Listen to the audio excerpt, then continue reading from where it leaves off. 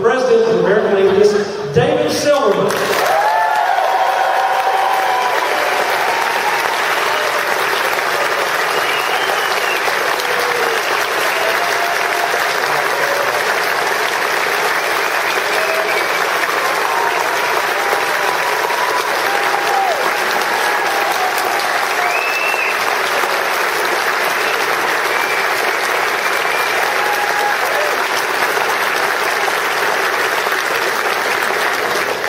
Good morning, everybody.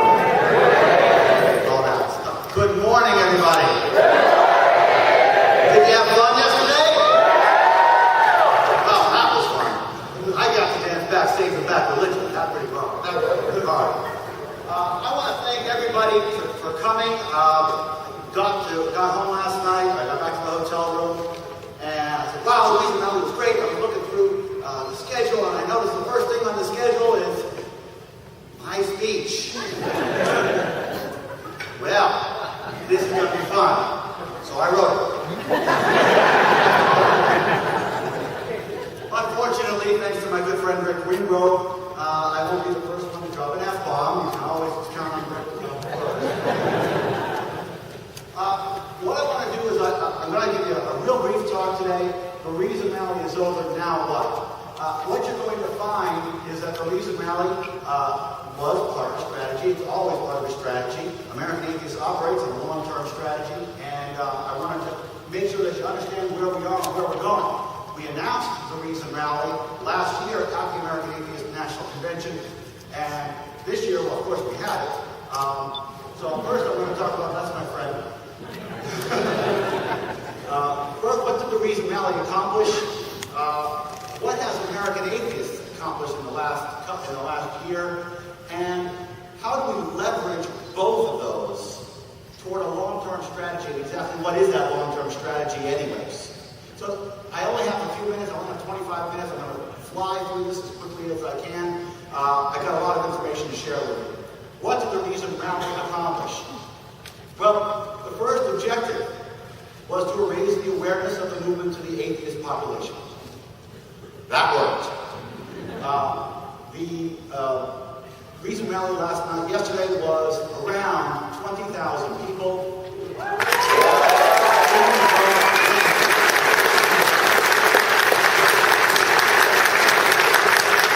The original prediction for the Parks and Services Commission was 30 to 50,000 in the sun. They knocked it down to 5,000 once the thunderstorm started to pop up on the radar. But we got about 20,000 people, which was a lot larger by a factor of 10 on a worldwide level, the largest in history by a factor of 10. It was just an amazing thing. The second objective of the Reason Rally was to unite the movement to facilitate future collaboration. Folks, everybody in the movement was in on this. This was the first time, and this is a major accomplishment.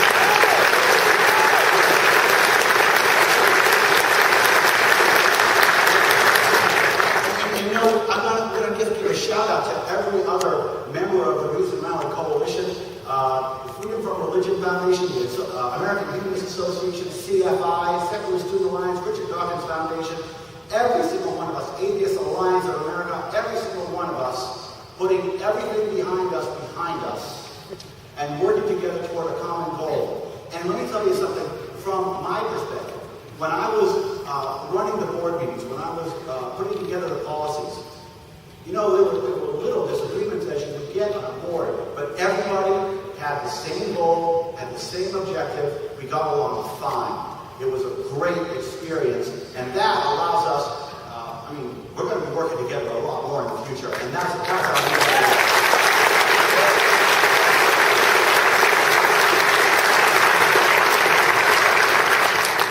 To raise the awareness of the atheists in the general population. That was also part of the big picture, wasn't it? What did we get? Well, we got by far more press, I think, than any atheist event has ever happened. We got more press on the national level and on the international level than I've ever seen. MSNBC, CNN, USA Today, New York Times, Washington Post, Washington Times. In fact, Jamila Bay is on MSNBC right now talking about, talking about the Reason Rally. CNN is still talking about it. USA Today is still talking about it. This is something that really got atheism to the masses. Atheism out in front. Why is that important? Because when we put faces to the word atheism, we demonize ourselves. Okay? That's the point.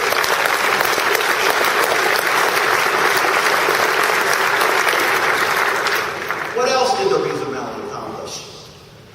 Well, we wanted to show support for politicians, and we got two politicians to show their support. One atheist and one theist. And that was really important. We didn't just want to have Pete Stark. We wanted Pete Stark. Of course we wanted Pete Stark. And Pete Stark was right there for us. And then when Senator Harkin came along as a theist, as a believer, just to say, hey, you guys count.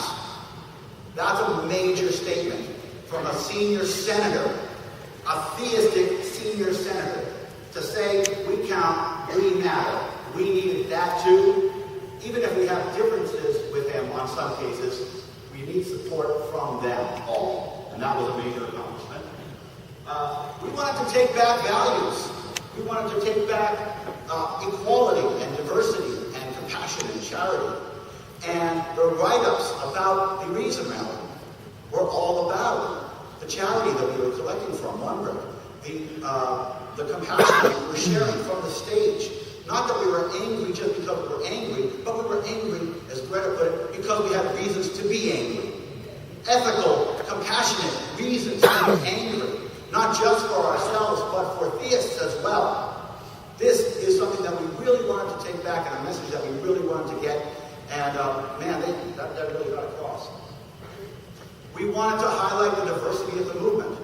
I don't know if anybody has read the reports from the newspapers, but everybody was talking about the youth of the crowd, the diversity of the crowd, the sex equality of the crowd.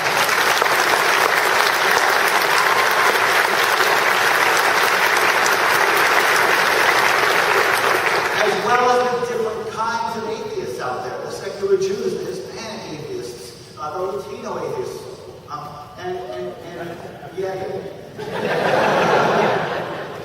and secular humanists and the brights, showcasing the fact that all atheists are not the same, showcasing the fact that we are broad and diverse, and that reputation that we have of being all old white liberal men just doesn't fit anymore.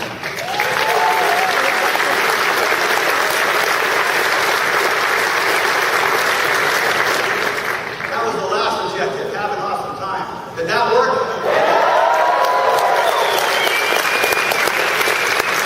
Folks, I've never seen so many people having such fun.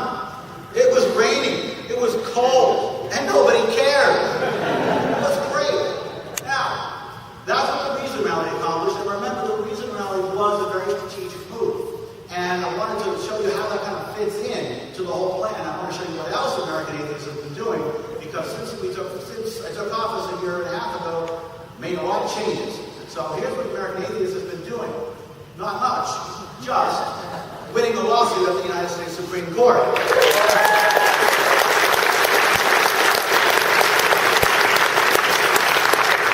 Brian Garner, I believe, will be here later on this afternoon to talk about this, but you may remember that they were trying to declare the cross secular in Utah.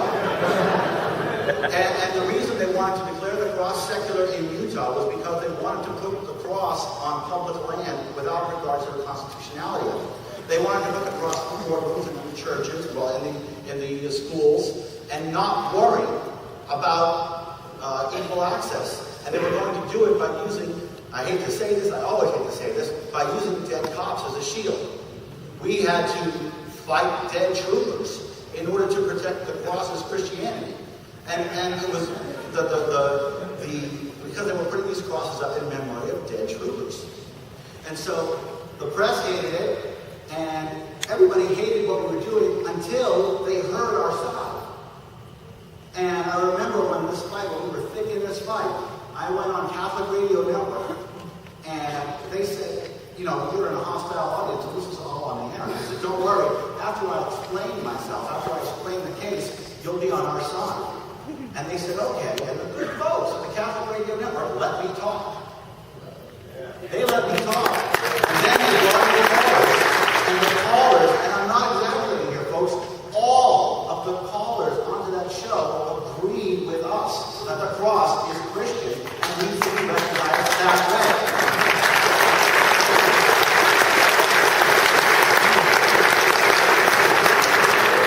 So that went up to the Supreme Court, and the Supreme Court turned the case away, which meant that we won. And that was our first victory. Now, there's a new major lawsuit at the 9/11 World Trade Center.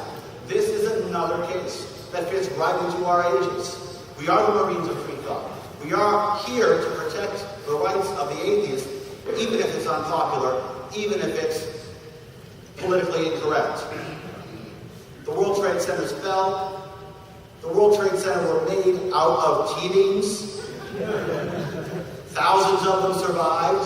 They took one, they propped it up, they took it apart, they polished it, they carved Jesus on the top of it, put it back together, put it in front of a church, left it there for years, collected donations, and then, without telling anybody or without giving anybody ample notice, they installed it in the World Trade Center by a priest in a religious ceremony who consecrated the public ground.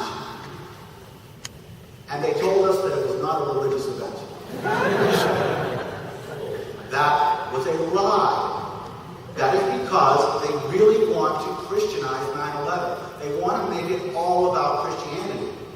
But statistically speaking, folks, 500 atheists died on 9/11. And we're not going to let that happen. We're not going to let them say, oh, look at this 20-foot cross and this other stuff. If they're going to put a 20-foot cross in that memorial, they're putting a 20-foot something for atheists. And American atheists...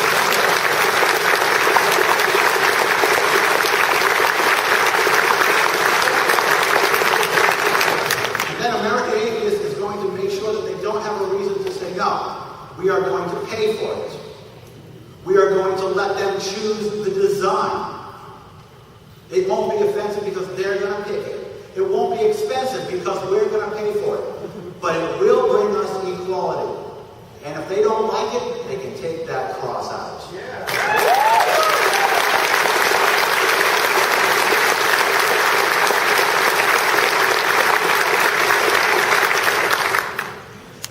The number one thing you would think that the purpose is for the state of Homeland Security, the State Office of Homeland Security, would be, oh, I don't know, protecting us from terrorists. But not in Kentucky. Because in Kentucky, the number one objective of the State Office of Homeland Security is to publicize the fact that Homeland Security isn't possible without the help of Almighty God. Number two is actually protecting us. It actually has a federal employee have a mandate. It gives a federal employee a mandate to publicize God and America's dependence on God. It's totally illegal. We won and then we lost the appeal, and we're going to appeal that, and we're going to win that case as well.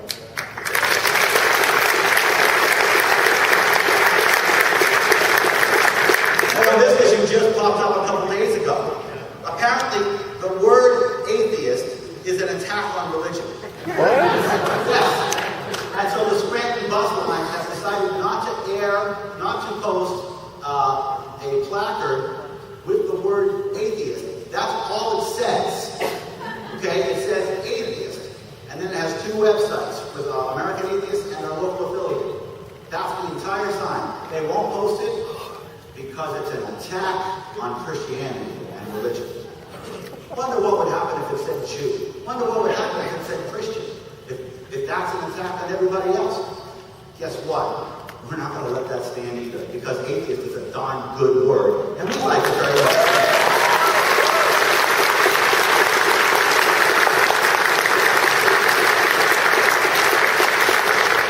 I'm going to give a shout out to Mr. Stephen Newell, who actually worked with Helen Nisman to put together a challenge, a legal challenge for us last year. We raised over $125,000 for our legal services. Thank you, Stephen.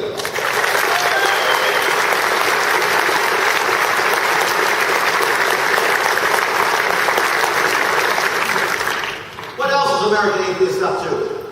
Well, we got a few billboards. We've been around, and as you can see, our billboards are not meant to be benign. Our billboards are meant to have an edge. Tell your family you don't believe in gods, they just might agree. What myths do you see? What exactly is the difference between Jesus and Santa Claus? And this is my favorite. You know it's a myth that you have a choice in Hebrew, in Brooklyn, New York, and in Arabic, in Patterson, New Jersey. That made a lot of noise.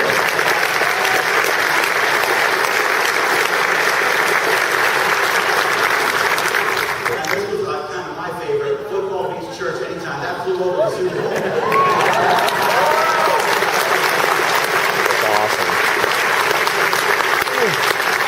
That was fun. So multiple advertising campaigns, all not only there to raise the awareness, but to raise eyebrows, to get people talking. It's not just about atheists are here, it's, are you one of us? If you are, why are you being silent? If you are, why are you in the closet? We are challenging the atheists everywhere, in the Christian communities, in the churches, in the Jewish communities, in the Muslim communities, to come out of the closet in droves. And this is just the beginning. We're going to be doing a lot more advertising. Campaigns with local partners and affiliates. Some of these are alone, and some of them are with our affiliates. We have a lot of affiliates, and we have a lot of local partners. And we are going in. We had some great billboards in Santa Monica this past year that include that work with the Backyard Skeptics. We had some good, there you go, some good billboard work with the Mid-Ohio Atheists as well. And we had a billboard in Pennsylvania with Ernest. That's going to be there. We got some billboards going up with local partners. Regional meetings that grow local groups. Alabama, Huntsville, Alabama. Fort Lauderdale, Florida. We put up regional events. These national events are here to raise money for American atheists. The regional events are for American atheists to spend our money to raise money for the local groups. They need critical mass. If we're going to win this war, and it is a war, we're going to need the local grassroots movement. And so American Atheist spends some of its money to make sure that the local groups, the local partners, get more members. And NAPA and Flash are doing really well now, better now, because we have our regional events there. You know, there's no question that we established ourselves as the leader in the hardcore atheism in the press. It used to be this way, and then, well, let's just say it's renewed energy. The press is all over us, and it's a good kind of press, too. Oh, yeah, we got to be working with other organizations. And if you graduate from the Secular Student Alliance, you get a free one-year membership at American Atheists, because we don't want to lose you. We don't want to lose you.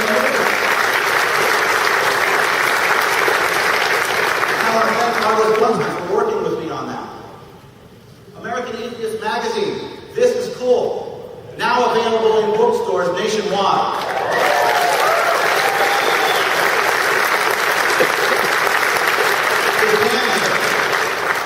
Pam, you hear? There's Pam, our editor for the magazine.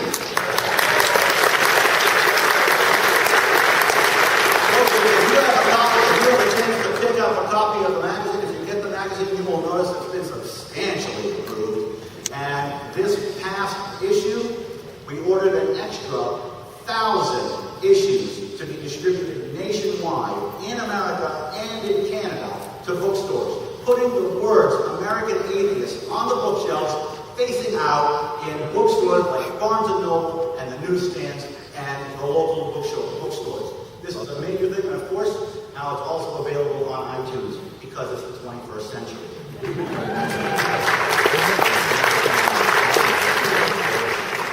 Our library is one of the largest atheist libraries in the country. And for those of you who have been there, it is beautiful. We have expanded it and put in a reading area with computers and a private network so people can come in and scan things and print things off. And that's something that we do as a public service. We're going green. We're putting solar panels on our roof.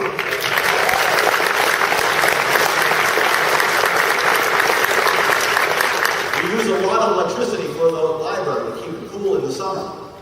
This is going to have a return on investment somewhere in the neighborhood of 4 years. And that's pretty good. So we're not going to have any more electric bills, and actually we're going to be able to sell some electric credits back and actually make a profit off this. Full transparency. If you come to the members meeting tomorrow, you're going to get audited financials.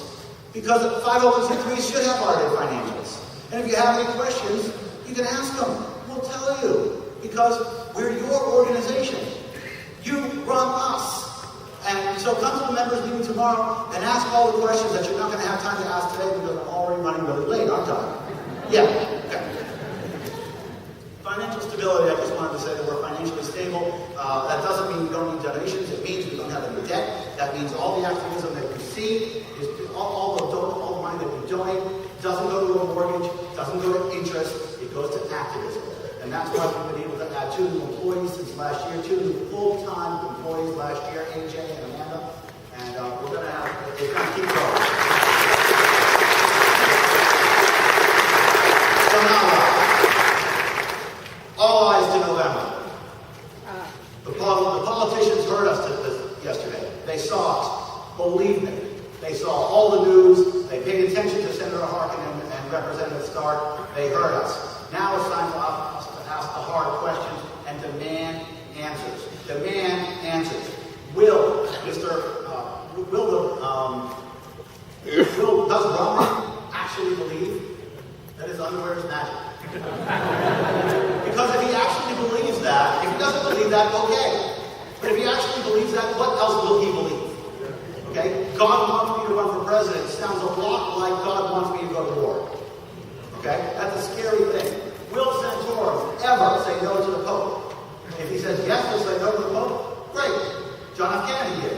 If he says no, well, that makes the Pope president, folks. And that's not good since there are 6 Catholics in the Supreme Court.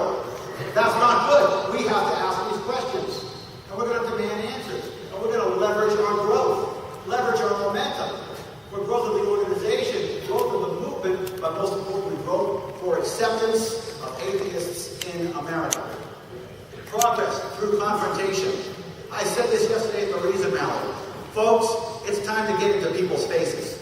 It's time when somebody says, hey, I don't like atheists. You get right up in their face and you say, oh, I'm an atheist. Why don't you like me? Come on, tell me. Right now.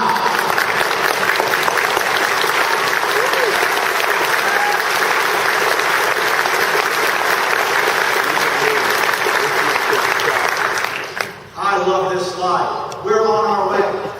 The upper slide. That's when the Godless Americans marched on Washington 10 years ago, 2002. Look at that. A proud group of about 2,300 people. And that lower slide, that's yesterday. 20,000 people.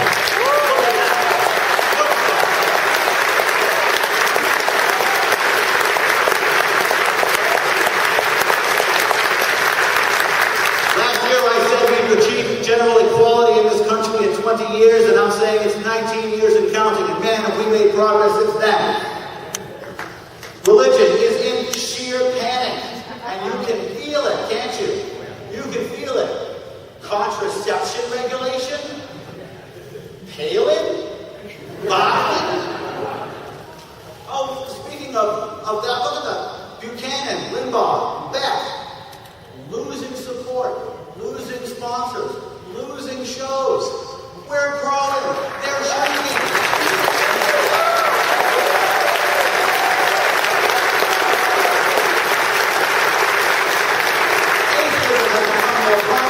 Atheism has become more outed, and that means atheism is less scary. And that's the key. Less scary. The more outed we are, the less scary we are. The less scary we are, the more friendly and accepted we are. And that's a simple formula. And that's how the Reason Rally fit into the strategy. Only apathy can stop us now. We are on a roll. We are on a roll. And from what I saw yesterday, there is no apathy in this movement. Now, I know I'm late, so I'm just going to give a final thought. Folks,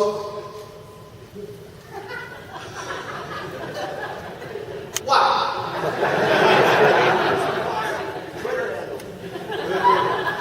Oh, the Twitter handle. yes, Mr. Atheist Pants. Folks, I want to just raise your awareness of something, okay? The reason rally garnered a tremendous amount of press and a tremendous amount of people. 10 times the largest atheist event in world history, in the cold, in the rain. The press was everywhere. CNN, MSNBC, the New York Times, the Washington Times. Who was absent? Fox News. All of a sudden, I'm not being invited on Hannity anymore. All of a sudden, O'Reilly doesn't want to talk to us anymore. This is a symptom. These are symptoms of the fact that we are making serious progress. These are signs that can only lead to the fact that atheism is growing in America. Not because there are more atheists, but because there are more atheists coming out. The right, the religious right, is fearing us. That's why they're not putting us on television. The mainstream media, they act because they make money. And if they're putting us all over the place, that's because they know they have a lot of atheists in their leadership. This is how we are moving forward to achieve mainstream in America. The Reason Rally was just the beginning. It gets better from here. Thank you.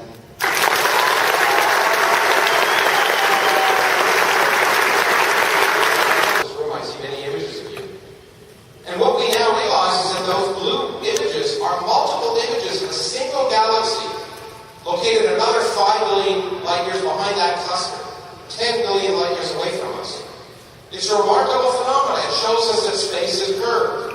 It's beautiful. In fact, Einstein predicted it in 1936, and if I had more time, I would have given you a wonderful story with some images about Einstein's predictions, but I don't have time. It is in the book. But I wanted to show you, but the neat thing is that we now understand how gravity works, so we can ask how much mass is there in all of these galaxies in order to produce this image? How much can these galaxies bend space? It's a complicated mathematical inversion, but we can do it. We do it. We get this picture. This is a picture where all the mass is in that image in order to create the image. And the spikes are where the galaxies are. But what you notice is there's a huge mountain of mass. Most of the mass in that system is where the galaxies aren't. 40 times as much mass exists in that system, as you can see. And that's one of the first indications, although it wasn't the first indication in history of science, but it's one of the most profound and direct indications that most of the mass in the universe is invisible. 90% of the mass in the universe doesn't shine. And in fact, it's not even where the galaxies are. In this case, it's around the galaxies, but it's not in the middle of them. And there's so much of that stuff that physicists call it dark matter because we're not very creative. But most of that stuff is so much of it, we know it isn't made of the same stuff as you and me. It's made of some new type of low-energy particle that we have yet to discover. And I can't go into the reasons, and I'll be happy to try and answer some of the questions. Why we're almost certain it's not made of protons and neutrons, it's made of something else. That's going right through your bodies here as you nod off during this lunch. Okay? And that's profoundly interesting because, first of all, it tells us that most of the universe is other stuff. We are a bit of cosmic pollution in a universe full of dark matter. But just wait. So when people talk about a universe created for us, we are just a sideshow. But if you began to feel insignificant, just wait. In any case, what we've discovered is when you add up all the matter in all of these clusters of galaxies, we come up with this beautiful thing called omega. Physicists, when they have to put it out, they give it a big letter to make it sound important, to make it sound scholarly. And omega tells us what the ratio is of the actual amount of stuff in the universe divided by the amount of stuff you needed to make an exactly flat universe. A flat universe is the boundary between an open universe and a closed universe. So if omega was 1, we live in a flat universe. If omega is less than 1, we live in an open universe. If it's bigger than 1, we live in a closed universe. And lo and behold, after 80 years of trying stuff needed to make the universe flat. So we appear to live in an open universe. We've answered the holy grail of cosmology. But there's a problem. That theorists like me knew the answer. We always know the answer. We're not right very often, but we always know the answer. And the answer is that we live in a flat universe. We knew we lived in a flat universe because a flat universe is the only mathematically beautiful universe. For reasons I'll show you in a second. And these damn observers, I can say damn thankfully, these damn observers kept coming up with the wrong answer. It was very disconcerting. But this is a very indirect way of measuring the geometry of the universe, because you try and weigh the universe and you plug the answer into Einstein's equations and you work through a bunch of stuff and you try to figure out the geometry of the universe. But it would be better to measure the geometry of the universe directly. And how can you do that? I want to go back to that picture I showed you. The way you can do it is by measuring a triangle. Because you notice that, in fact, on a flat plane, a triangle is a triangle. But on a sphere, you notice that a triangle is such that the sum of the angles is no longer 180 degrees. Because these straight lines curve on the surface of a sphere. And as I've often said, on the surface of the Earth, I could draw a triangle by going along the equator, making a 90-degree angle to the North Pole, making a 90-degree angle, and going back to the equator, 270 degrees. If I drew a big enough triangle on the surface of the Earth, even in Missouri, I could show that the Earth isn't flat. Okay? And you notice that the sum of the angles is bigger than 180 degrees for a closed universe and less for an open universe. Well, even though these pictures are two-dimensional guides to your eye, the same thing is true in three dimensions. So if we can measure a big enough triangle, we can measure the curvature of our universe, and we've been able to do that in the last 10 years. We've been able to do that by looking at a signal from the Big Bang.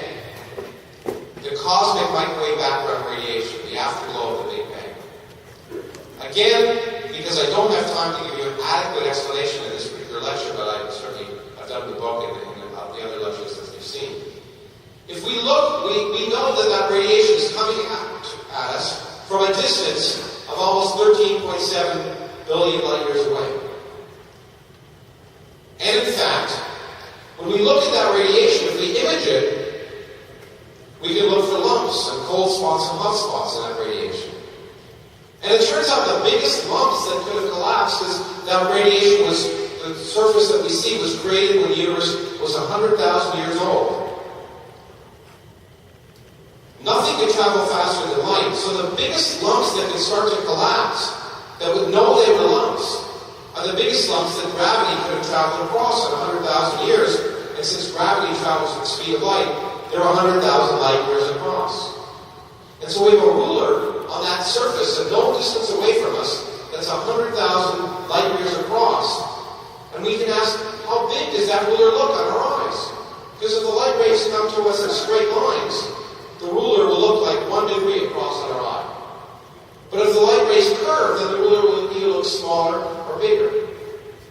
So we take a picture of that microwave surface, and this is a picture that was taken by a wonderful experiment called the Boomerang experiment in Antarctica with a balloon that took a microwave radiometer around the world, which is easy to do in Antarctica. In the South Pole, you do this. And it took this image of the microwave sky, and the question is, how big are these lumps? How big do they look on our eyes? And this is a different false color image of the same region, and we can create universes on a computer and say, let's lay down some lumps that are 100,000 years across in a closed universe, an open universe, or a flat universe, and compare their size to these size. And you see in a closed universe, these lumps are bigger than these lumps. In an open universe, the lumps are smaller than these lumps, but just like Goldilocks. In a flat universe, it's just right. So we know the universe is flat now to an accuracy of 1%. We can pat ourselves on the back because we knew the answer. Well, no, we shouldn't have lied because we knew the answer for totally the wrong reasons. Because after all, I just showed you, we weighed the universe and there's only 30% of the amount of stuff necessary to make the universe flat. So where is the other 70% of the energy of the universe? It's missing. Well, the point is, if that energy isn't where galaxies are, and and clusters of galaxies are, it must be where clusters of galaxies aren't.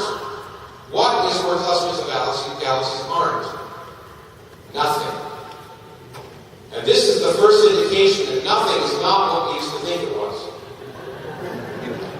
I've tried to explain that in small words to philosophers, but as I say, they don't understand. But we now understand, using the laws of quantum mechanics, that empty space isn't really empty. Empty space is this is a picture of empty space, the empty space inside of a proton. And we now know that due to quantum mechanics and relativity, empty space is a boiling, bubbling pool of virtual particles, popping in and out of existence at a time scale so short you can't see them. Now that does sound like philosophy. But it turns out while you can't see them directly, they have an indirect effect. These particles that are popping inside, outside, in and out of space, inside of a proton, are responsible for most of the mass of your body. We can actually calculate how much of the mass of your body these things correspond to, and it's about 90% of the mass of your body. So these vacuum fluctuations, as they're called, are responsible for our own existence. Empty space can have energy. Now, when we try and calculate how much empty space outside of a proton, how much energy there should be in the rest of the universe, we come up with an answer which is ridiculous. It's the worst prediction in all of physics. It's 120 orders of magnitude too large. We didn't understand it then when we first calculated it. We don't understand it now. But we do know if we put energy in empty space, the weird thing is that energy, well, all of you know that gravity sucks. Okay? If you put energy in empty space, gravity blows. It's repulsive. It's like anti-gravity. And so if you filled up the universe with the energy of empty space, let's go back here. If you fill it up with the energy of empty space, what will it cause the expansion of the universe to do with time? Well, any universe that's sensible should slow down over time. But if you fill the universe up with an energy of empty space, it'll speed up over time. And in 1998, two groups of astronomers who didn't know what the hell they were doing went out to measure the rate at which the universe was slowing down to confirm that it was full of dark matter, and discovered something which was on the cover of Science magazine. This is the data looking at the expansion rate of the universe as a function of time, basically. And if I draw a straight line through that data set and bring the whole thing down here. If the universe was slowing down as any sensible universe should do, all of these points here, which represent exploding stars very far away from us, should have fallen along this curve. But they don't. They fall above the straight line. And what does that mean? Well, it means either the data is wrong, which is usually the case in astrophysics, or the expansion of the universe is speeding up.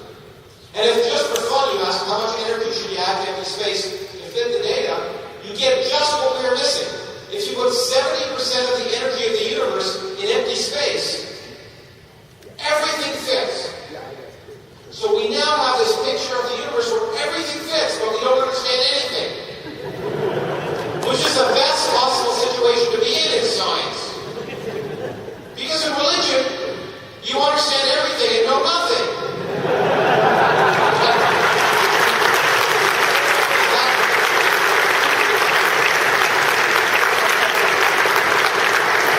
Years from now, I'm singing out of mugs and t-shirts. Anyway, but in science, it's okay not to understand stuff. And the universe is mysterious and wonderful. But we now know that 99% of the universe is different than us. So if I said, if you thought you were insignificant a moment ago, just wait for 10 minutes. You are completely insignificant. You are irrelevant, and everything we see in the universe is irrelevant. You can get rid of us and the stars and the galaxies and everything. And the universe would essentially be the same. It's full of dark matter. But more than the dark matter is dark energy. Nothing is the dominant stuff in the universe. So I want to spend the last 5 to 10 minutes now discussing the implications of that. This was the result. I want to make much ado about nothing. I just want to summarize what I said. The dominant energy of the universe resides in empty space. We have no idea what's there. Its existence is probably tied to the beginning of time. And it will determine our future, and our future is miserable. Miserable. Okay. Now this is the reason, and I never got to say it in the last talk,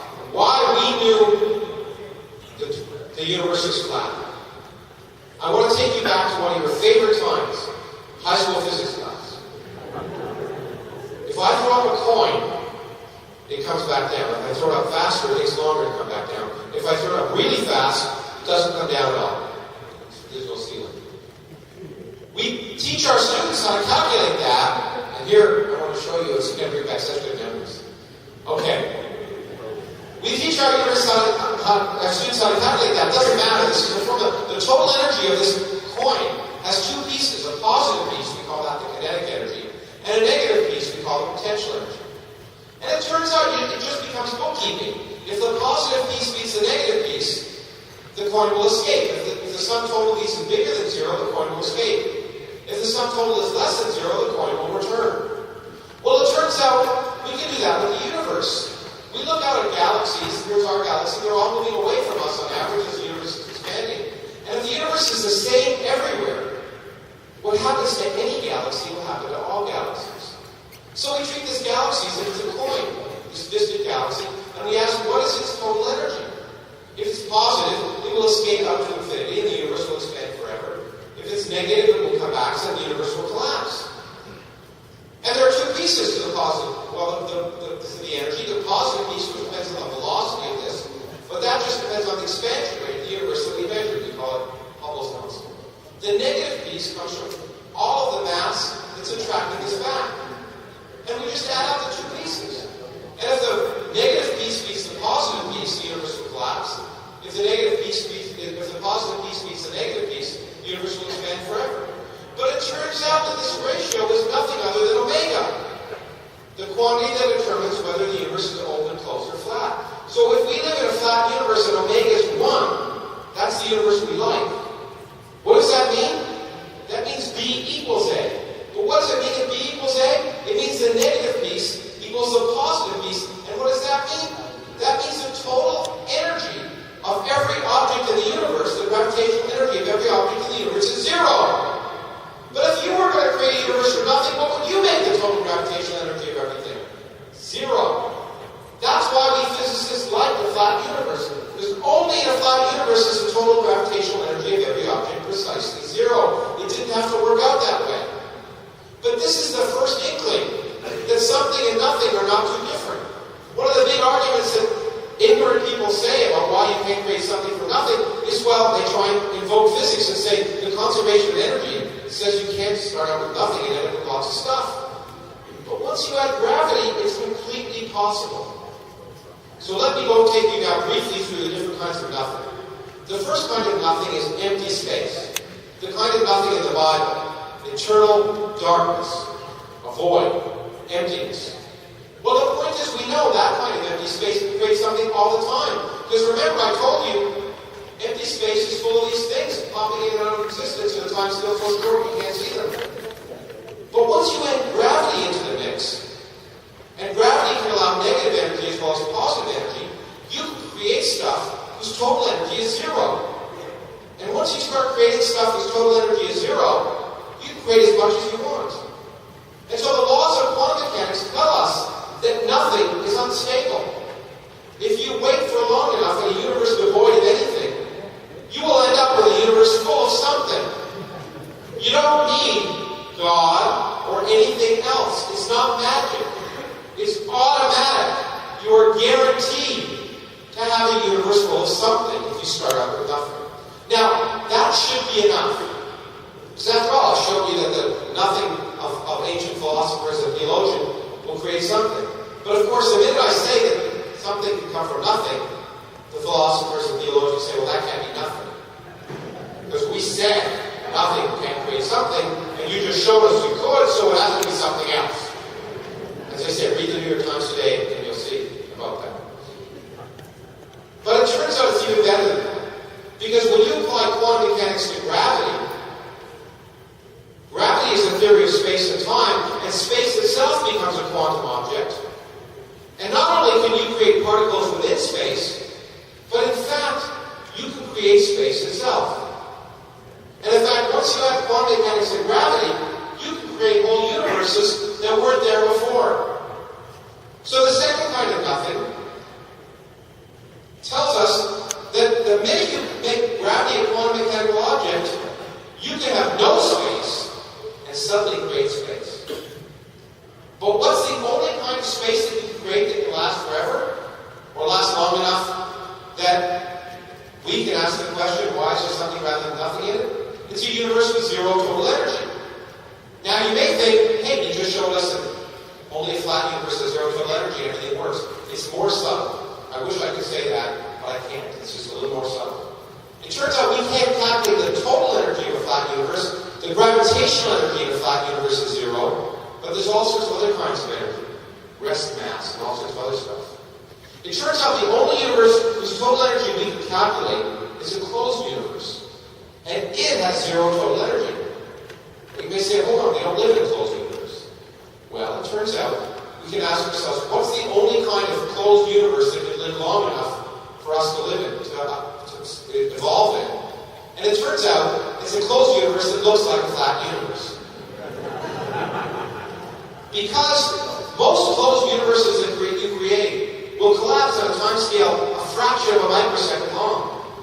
The only kind of closed universe that you can create that will survive long enough for people to evolve in it is one that blows up at very early times, has lots of energy and empty space.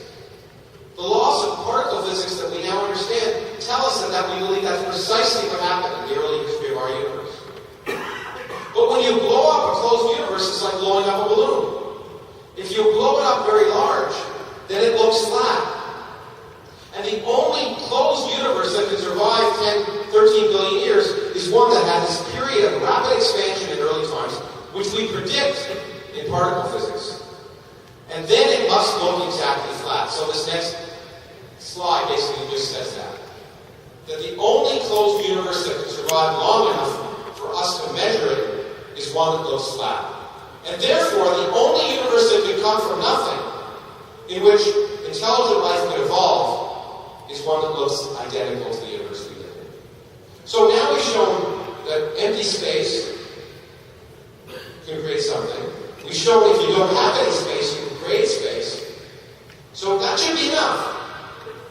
But people then say, well, it's okay, you don't have particles, you don't have space, but you have the laws of physics. But it turns out we now think that the laws of physics themselves may be accidental. They may arise when the universe arises. And I don't have much time, and I want to end in about 4 or 5 minutes. For reasons, in fact, the discovery of the energy of empty space has led us to the realization that perhaps our universe is unique. If we try and understand why our space has energy, one of the arguments is quite simply that if it had much more energy than we measure, then galaxies wouldn't form. And if galaxies wouldn't form, then stars wouldn't form, and if stars wouldn't form, planets wouldn't form, and if planets wouldn't form, astronomers wouldn't form. So the reason the universe is the way it is because astronomers are here to measure. It sounds ridiculous, but it might be true. It sounds religious, by the way, too. It sounds like the universe was created for us, but it's not. It's like cosmic natural selection. If there are many universes, we would only expect to find ourselves living in those universes in which we can live. In fact, it would be extremely surprising to find the opposite. Just like bees can see the colors of flowers, not because they were designed to do it, but if they couldn't find the nectar that could allow them to survive. So it's just cosmic natural selection. But if that's true, it means this fundamental quantity, the energy of empty space, is an accident. And if that's an accident, maybe all the constants of physics are accidents. Everything we know may be an accident. We don't know if it's true or not. But if that's true, we don't need a theory of everything, we need a theory of anything. And it turns out, for reasons I won't go into, we have such a theory, it's called string theory. It doesn't predict anything.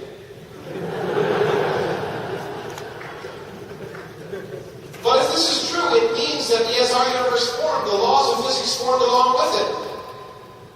And therefore, the last bastion, the last nail in the coffin of those who would say you can't create a universe from nothing is gone. No space, no particles, no space, no laws, no God. Okay. If this is the case, and our universe popped into existence 13.7 billion years ago, it may be a multiverse of universes. In that multiverse, some universes are being created right now. Then the multiverse takes the role of the prime mover of Aristotle, or the first cause of the Catholic Church. It It could be eternal. Now, when I point that out, and I've argued with Christian apologists about this, they say, you guys just invented the multiverse because you don't like God. But the point I want to point out is we've been driven to this not because of our philosophical predilections, not because we liked or didn't like something. It's because the laws of nature have told us it's probably what happens. And that's the key point. We've been driven to this by looking at the universe. And the universe has told us that it's quite plausible that it came from nothing. And to me, that's one of the most remarkable developments in the history of science, that physics has taken us to the point of addressing this question we weren't supposed to ask. Where does everything come from? And the fact that it's even plausible that the universe came from nothing is something that's worth celebrating. But in deference to, I want to end in deference to my friend Christopher Hitchens, who I used to tell about this, and he was writing the foreword for my new book before he died, but he didn't finish it. And in fact, when I told Christopher about the future of the universe, he pointed out that nothing is heading straight towards us as fast as it can be. Because if the universe is expanding faster and faster and faster, then eventually every galaxy we see outside of our own will disappear. It'll be moving away from us faster than the speed of light, and in the far future, the universe will become cold and dark and empty, and look just like the universe we thought we lived in 100 years ago, with one galaxy surrounded by an eternal empty void. And when our own galaxy goes, when the stars burn out, there'll be nothing left. So as he pointed out, if the universe is expanding faster and faster and faster, nothing is heading towards us as fast as it can be. And the final answer to the question, why is there something rather than nothing, is really quite simple. Just wait, there won't be for long. And that points to me, and maybe it's nice that my friend Richard Dawkins is going to talk next, because there's a connection between this and evolutionary biology. Because we have this incredible conceit as human beings that we are the pinnacle of evolution, when we really are a stage of evolution. But at the same time, we have this conceit that the universe was created for us and it'll always be this way. The universe we live in now is a snapshot, and in the far future, the universe will be quite different. We are living in a rare time in which we can live. And what that tells us is, in fact, that we should enjoy our brief moment in the sun. It tells us that the universe wasn't created for us. We're a sideshow. We're an accident, but we should enjoy the ride. So to conclude, science has demonstrated that a universe for nothing is not only plausible, but likely. More importantly, what we mean by something and nothing has completely changed from the time that classical philosophers and theologians first raised this issue. This is an idea that I can't seem to explain to philosophers and theologians. It's changed. Those questions you once asked are irrelevant now. Science has changed the playing field for those questions, just like it's changed the playing field for the question, why are there 5 planets? As Plato used to ask, or Aristotle, not Plato, but Kepler. Well, there aren't 5 planets, there are 9 planets, and there all are 9 planets, because Pluto will always be a planet, don't believe it. Because my daughter did a 4th grade project on Pluto, and she's not going back to 4th grade no matter what. So, but the point is that question is just, it doesn't mean anything. It's not important. It's an accident. What we care about is how are there 9 planets. We want to know the different kinds of solar systems that exist and how many different kinds of planets can exist in solar systems. So the key questions are no longer why is there something rather than nothing. The key questions are how did the universe evolve and how can we find out? That's the important question. And that's the question we're trying to answer, because that involves learning. And that's what science is all about. And the fact that we don't know the answer yet, but we can find what's plausible, is to me a remarkable intellectual journey that's worth celebrating. Thank you very much.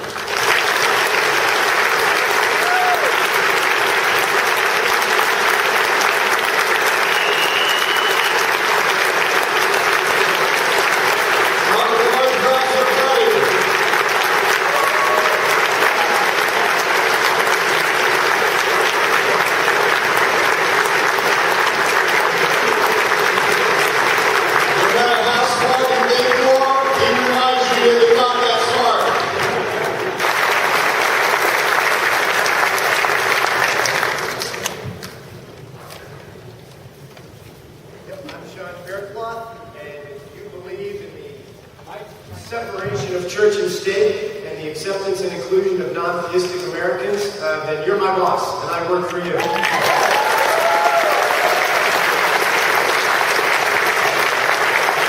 Because Richard Dawkins asked me to work for you at the Richard Dawkins Foundation for Reason and Science on the issues of separation of church and state.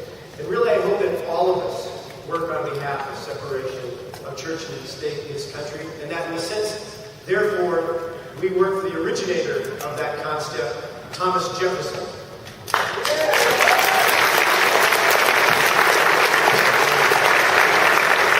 Now, Thomas Jefferson was a politician, but he was a bit of a different kind of a politician. He was the kind of politician who took a knife to the Bible. Literally, he took a knife and cut out all the miracles from the Bible. Thomas Jefferson was the guy who said that the clergy dreads the advance of science as witches do the approach of daylight. Can you imagine a politician like that running for public office today? Because I want Blair Scott's daughter to run for office. I want people in this room to run for office because we need to make America safe to the ideas of people like Jefferson and Madison. It's not right now, but we're going to make it that way. That's what we need to do.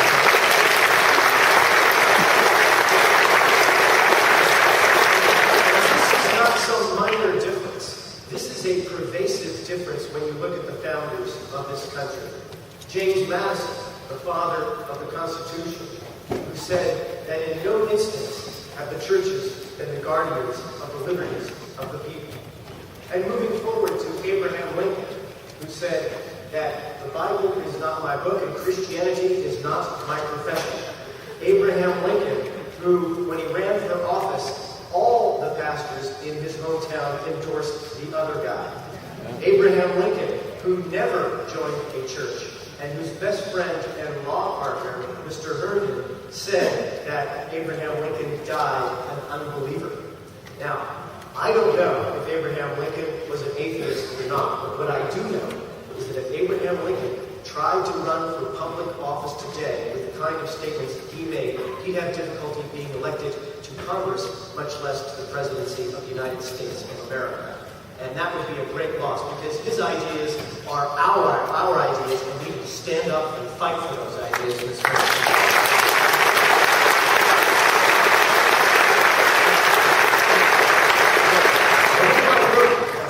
Theocrats. What I intended to do with it is to offer you a simple toolkit, an easy toolkit, because this is a pervasive and important issue. They are lying on the religious right side all the time about the founding of this republic. And I want you to have this book as a toolkit that provides you a concise and easy way to discuss what the founders thought about these issues and how much aligned they were with our values. I also want to provide you with a toolkit, so as yesterday when I spoke the Reason Route and talked about that the children are harmed, or people in end of life are harmed by religious bias, not just religious bias in human interactions, but by religious bias in American law. And concisely in this book, I have a chapter that you can use to talk to your friends and neighbors about these issues. Because I actually believe that most religious people are thinking people and are reasonable people. There are people in this room, in fact, we just heard about one, who came from a situation where they were religious believers. But reason can work, discussion can work. And when you take this chapter in the book and say, well, what about this one where the little girl died with the imprimatur of American law? That makes your neighbors and friends think about what really they are supporting when they support these religious values. And next in the book, I offer you another piece of the toolkit, which is a way of framing our issues in a 10-point vision of a secular America, in which we reframe our cause to something that's very positive. We put them on the defensive. We take the moral high ground, and then we say to religious people, which of these 10 points do you oppose? Because we are the ones who believe that we won't take away anyone's human rights because of some 2,000-year-old document. And I think America will come around to our perspective if we state it to them. Now, what we need to do, and I think this is so fundamentally important, is take the word morality back.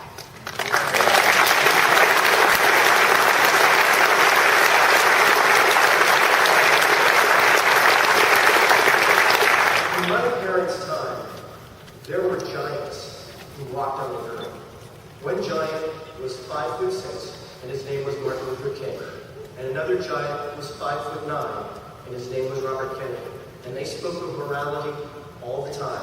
And when they spoke about morality, they talked about those who were vulnerable, those who were oppressed, those who were dispossessed, those who were in need. That's what morality meant.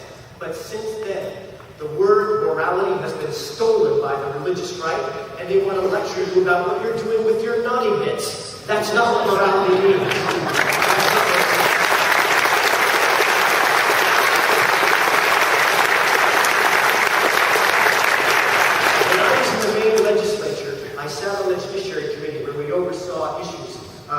Discrimination based on sexual orientation and women's reproductive rights. And we have the religious right in the room lobbying us all the time on these issues, and they always use that word morality. But I'll tell you what, I think our morality is pretty darn good. Our morality with regard to sexuality, by the way, might include everybody, make sure it's consensual and mind your own darn business.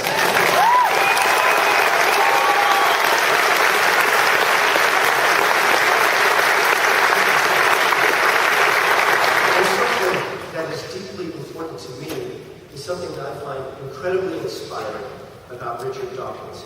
Because in my book, where I describe all these laws that hurt so many people in so many different ways, from the old to the young, but a particularly large measure have to do with children that are harmed because of religious bias in American law.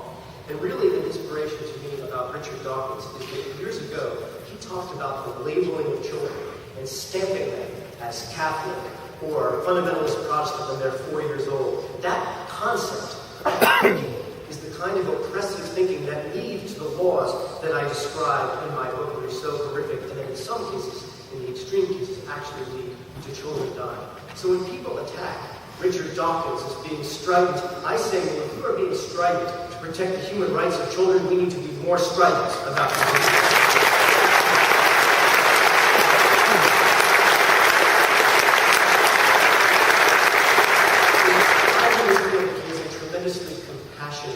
Vision for the next generation, and it is deeply important to them. And you really think about it. This man is one of the most renowned scientists in the world, and he could simply sit in Britain and rest on his laurels and quite proudly do so, and accept the praise he receives for the many wonderful books he's written on science. But instead, he's chosen really to be a unique catalyst for our cause. We saw a fantastic turnout yesterday. It was one of the most moving experiences of my life, and we should thank Dave Silverman and everyone here.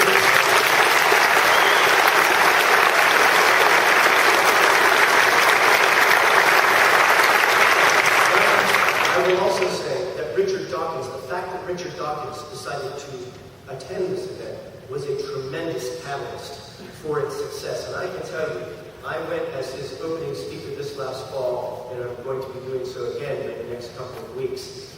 And last fall, we went to Eastern Kentucky University. This is rural part of Kentucky. 2,300 people showed up in that room.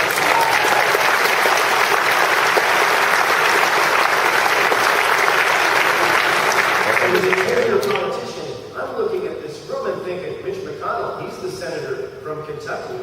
Rand Paul, he's the senator from Kentucky, but I put bottom dollar to you. If they said, I'm showing up at Eastern Kentucky University, 2,300 people aren't showing up. But when Richard Dawkins does, he's in.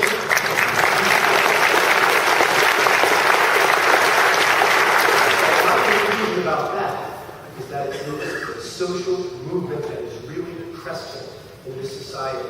And when I went up and looked at this huge sea of people in Kentucky, they were so excited to see Richard Dawkins, but they were even more excited to see each other in the so-called buckle of the Bible Belt. They looked around and saw, oh, here's the skeptics from way out of Louisville. It was a drive from Louisville. And the atheist group from Lexington, and all humanist group from every place else, all meeting each other, shaking hands. It is a catalyst for a social movement, just as our website is a catalyst for a social movement, and it is his tremendous generosity.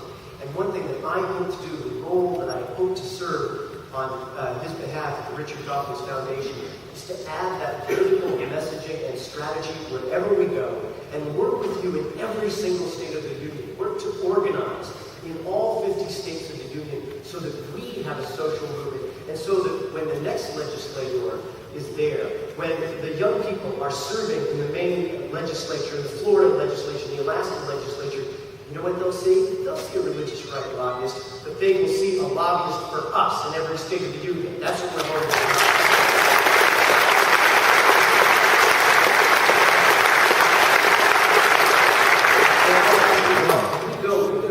Storming from here. We're going to Georgia. We're going to North Carolina. We're going to Rock Beyond Belief. Tell people to attend that event and support our military. Down at Fort Bragg. Let's support our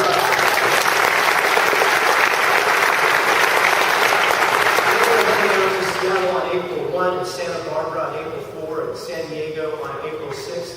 And we will come back again. Richard will come back again because of his generosity. But I am asking you, if he can devote so much of his time, this world-famous scientist, I am trying to do everything I can in devoting my life to this cause.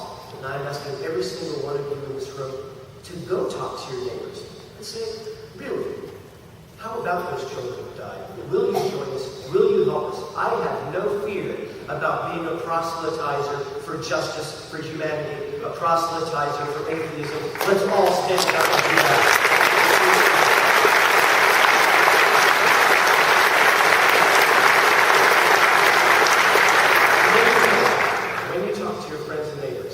I hope that you will have in the back of your mind what thanks we owe to the man I introduce now, one of the greatest scientists alive today, one of the most tremendous leaders for our movement, Professor Richard Dawkins.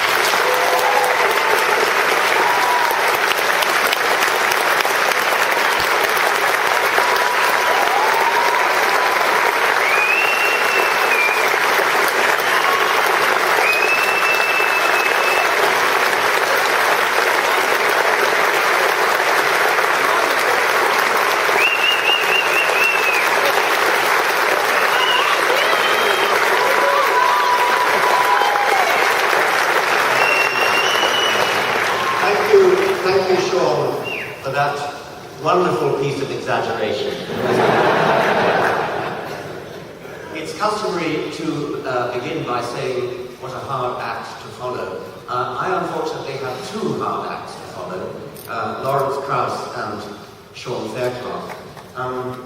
Lawrence has given us a spectacular vision of the universe in which we live and the utter superfluity of any naive notions of supernatural creators or anything like that. We are now armed by physics to face the non-entity which is theology. Sean's book, Attack of the Theocrats, with its wonderful plan for the future, I commend to you as a manifesto for our movement. So please get Sean's book. Before coming here, I was at the NBC studio in Washington, taking part in a live television broadcast. And it proved to be a very interesting discussion involving Stephen Pinker, among others, Susan Jacoby, various other people. And I decided that I would discard the prepared talk that I was going to give with a keynote presentation, and that I would talk about issues that arose out of that because it was such an interesting thing. But the most interesting thing that happened in this morning's broadcast came right at the end, and I want to call your attention to that first. We in the Richard Dawkins Foundation are very proud of our association with the Clergy Project. The Clergy Project, as many of you may know, is a project to encourage and embolden those many clergymen and women who have lost their faith and are on the verge of coming out to their congregations, to their families, which is a highly difficult and courageous thing to do. It's one thing for all of us in here to come out as atheists or freethinkers and perhaps upset families, perhaps upset friends. But imagine you're in the position of somebody who has spent your life as a clergyman or woman whose entire career, whose livelihood, social circle, everything about your life depends upon, is identified with the fact that you are a member of the clergy. It takes real courage to recognize the truth about the universe which you have discovered by looking at the evidence and to come out. And at the end of the NBC broadcast this morning, one of our Clergy Project members publicly came out as a non-believer.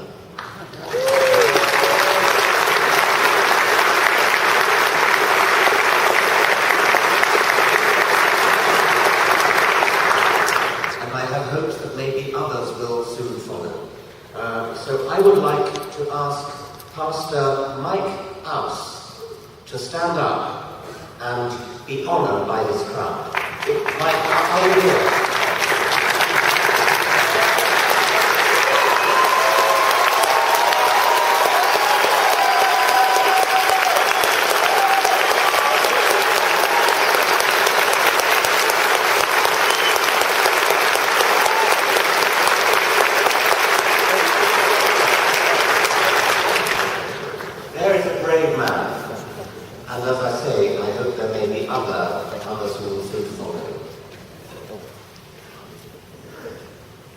I was a little bit worried after my talk yesterday at the Reason Rally whether I perhaps went too far. There is a fine balance to be drawn between being too strident and not strident enough.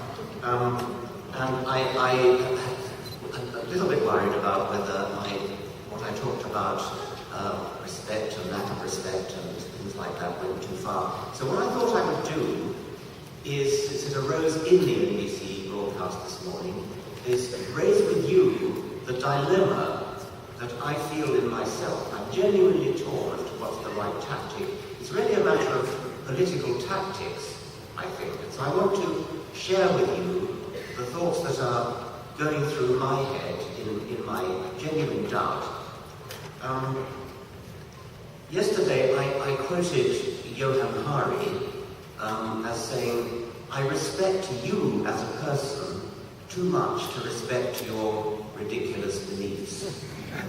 And I do want to make this distinction between showing disrespect for individuals and showing disrespect for what they believe.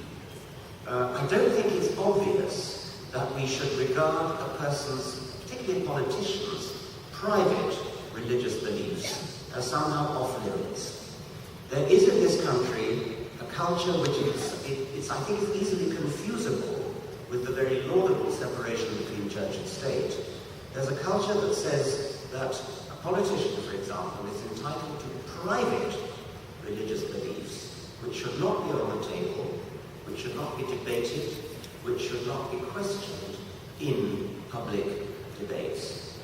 And I think I may be in a minority even in this hall on this question, because it does run very deep in American culture that religion is a private matter which should not be on the table in public debate unless it's actually deliberately put on the table by the believer himself. Suppose we take a voter who is deciding who to vote for, and you look at the publicly stated policies of the candidates that you're offering. You look at their taxation policy, their military policy, their economic policy, and so on. And all that's public, and that's absolutely accepted. That's what we should talk about. But suppose you know that privately, it's been made publicly available, but their private belief is something utterly ridiculous. Equivalent to believing that you are Napoleon. Suppose if the person that you're thinking of voting for believes that a 19th century man dug up some golden tablets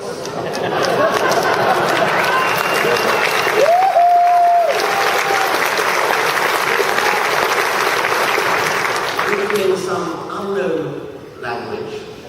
he was able to translate with the aid of a magic stone in a hat.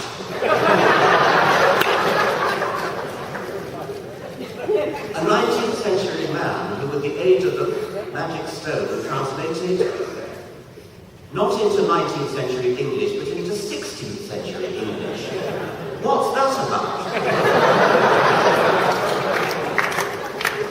And you're faced with voting for somebody who, whether or not you like his taxation policy, his monetary policy, his business policy, anything else, believes that story about the magic stone and a top hat. Do you want to entrust your country to a man who is capable of holding a totally ridiculous belief? Or is it private business, nothing to do with us? Is it private and therefore should not be on the table, should not be asked? Suppose his rival for the nomination of his party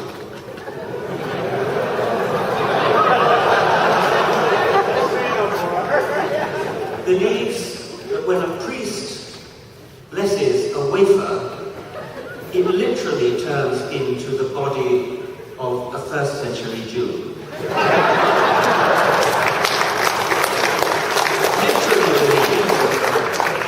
Literally believes that wine turns into the blood of that same possibly existent individual. Whether or not you support the policies of this candidate, do you want to entrust the governance of your country to somebody who's capable of believing something so absolutely mad, crazy, bonkers?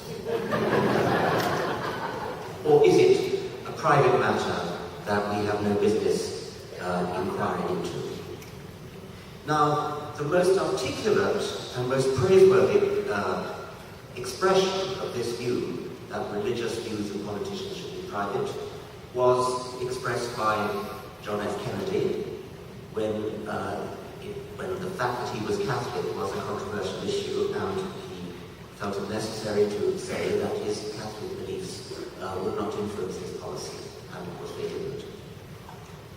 I want to express skepticism about whether a man as intelligent and well-educated as John F. Kennedy really did believe that a wafer turned into the body of Jesus and wine turned into the blood.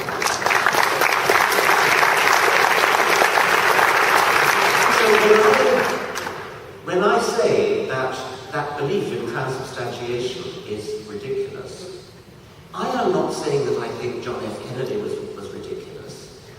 I don't think he believed that for one moment.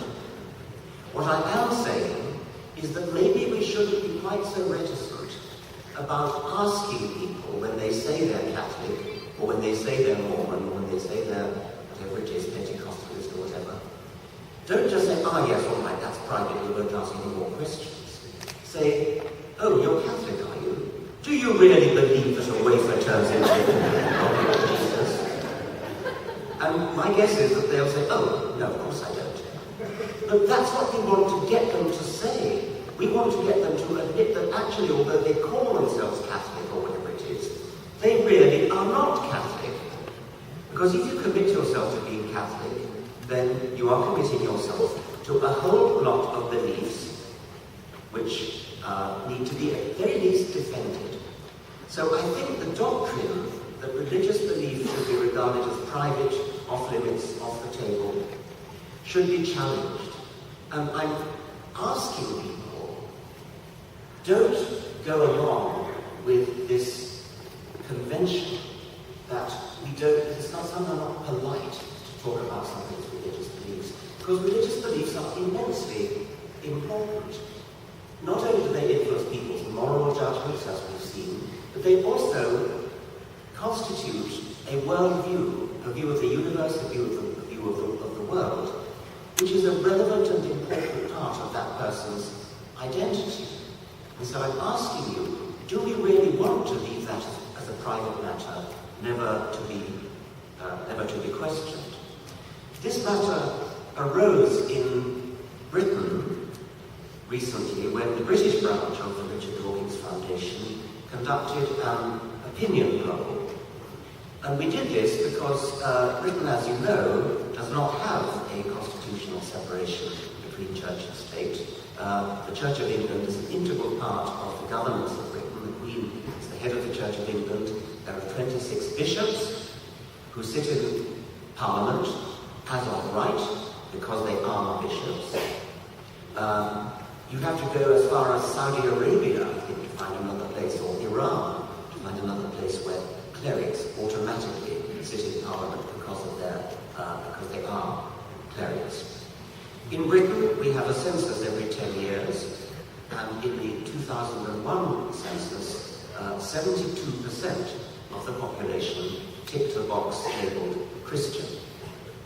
That fact has been used in the 10 years since then by politicians and by prelates and preachers and bishops to justify Christian policies in Britain. Britain is a Christian country. 72% tick the Christian box in the census. So when the 2011 census came along, we suspected that the same thing would happen, tried to run a campaign to have the religion question removed from the census, but it wasn't. So we fell back on plan B, which was to commission an opinion poll by Ipsos Mori, which is a very respected and respectable polling organisation, to question those people who ticked the Christian box in the very week after the 2011 census, to find out what they really believe. This is what I'm encouraging you to do in this country. When you meet somebody who says they're Catholic or Muslim, whatever it is, ask them what they really believe. We asked the people who tick the Christian box in the census what they really believe. The first interesting fact is that that figure of 72% seems to have dropped in the 10 years since 2001 to 54%.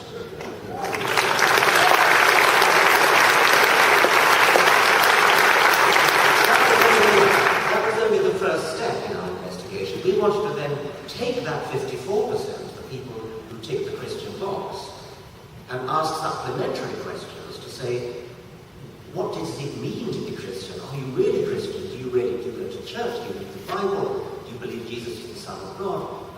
Why did you tick the Christian box?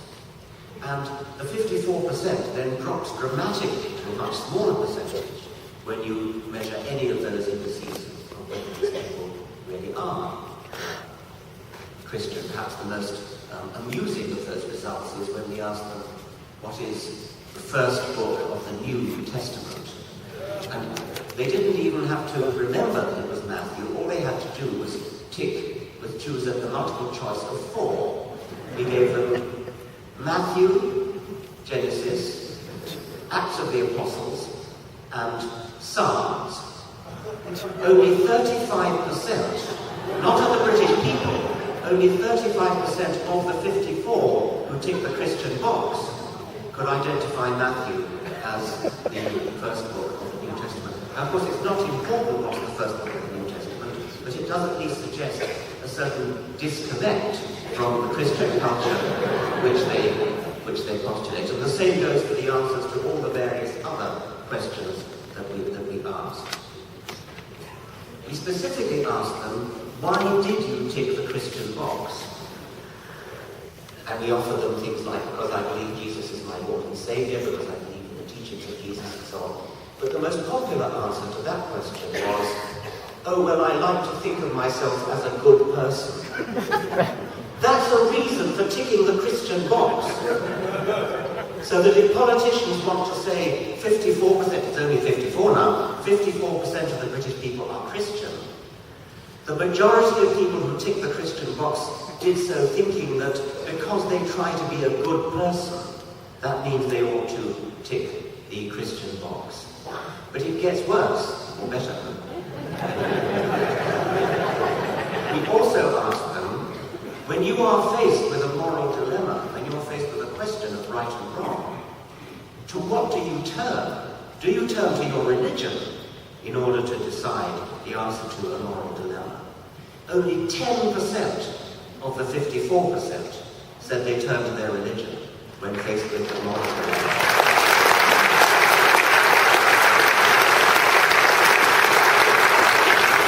The most popular answer to that question is one that I think many of us innate moral sense of what is right and wrong, and the next most popular answer was, I turn to advice from friends and relations. So, after our opinion poll, it will no longer be possible for politicians in Britain to claim that Britain is a Christian country and therefore to promote Christian policies and Christian values. Now, we've been accused of trying to dictate to people who want to call themselves Christian whether they should be allowed to call themselves Christian. That's not the point. They can call themselves whatever they like.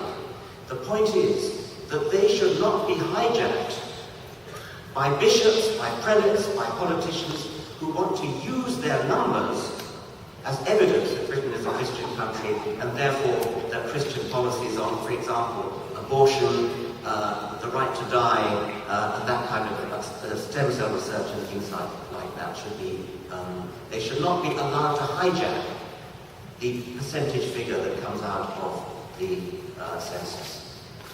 Well,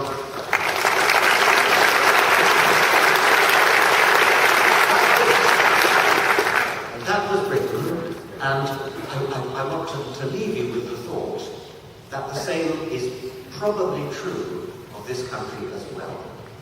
And do not let the Christians, the Muslims, the religious people of whatever stamp hijack the great majority, as I believe it to be, of people in this country who may vaguely say they're Christian because they were baptized or whatever it might be, or because they like to think of themselves as a good person. We mustn't let them hijack those people, and perhaps one of the ways to make sure that doesn't happen is to don't accept what somebody tells you when they say they're Christian. Ask the supplementary question. You mean you believe Jesus is your Lord and Savior? Oh, well, no, I didn't really mean that. I just meant I like to be a good person, or well, I was baptized, or something like that. I suspect that there's an enormous number of people who are sort of advertised on the surface as though they're Christian, but actually are not. And above all, I suspect that may apply, in fact, I'm absolutely sure it applies to your elected representatives. There are 535 members of the United States Congress. It is statistically inconceivable that 534 of them are devout religious believers. Congressman Pete Starr is not alone.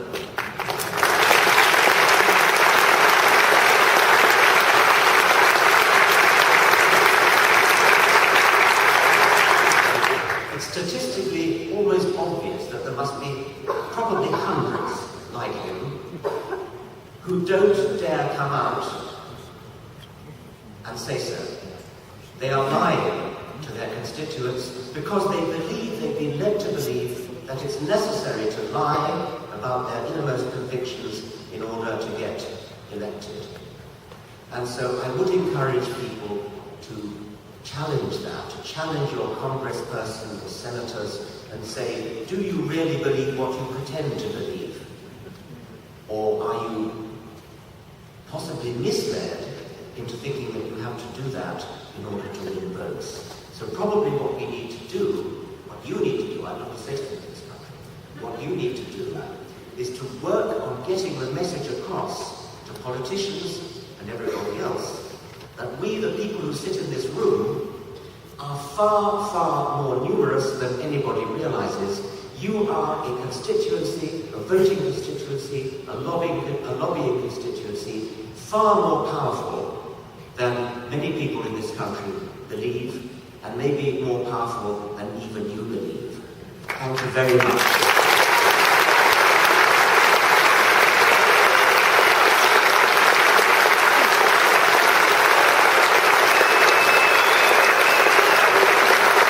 Hair, and I was waiting to put on my black jacket. Before that moment, I had already been indoctrinated for 17 years, my entire life. Now I want you to think about that for a moment, because the same people that had taught me what color blue was, the same people that had taught me that you look both ways before you cross the street, the same people that taught me that the stove top is hot, are the same people that gave me my worldview. I didn't even know there was another worldview to possess.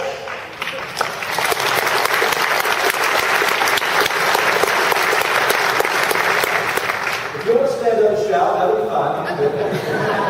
You'll have to do a lot to scare me. Hallelujah. Don't get me started. I can start speaking in tongues.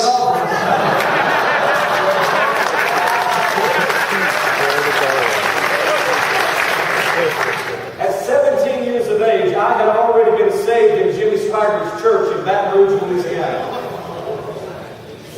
That's the reaction I get a lot. Do y'all know something I don't know about this? At 17 years of age, I already felt like I was called to preach. Now keep in mind that I began to preach before I was old enough to buy a beer or vote. I had already made a lifelong decision. For the rest of my life, I would either be that preacher or that guy who sadly used to be a preacher. But I'd already made that decision. So there I sat on my grandfather's couch, lacing up my beautiful, shiny black preacher shoes. And my grandfather speaks up and he says, "Jerry, I want to tell you something."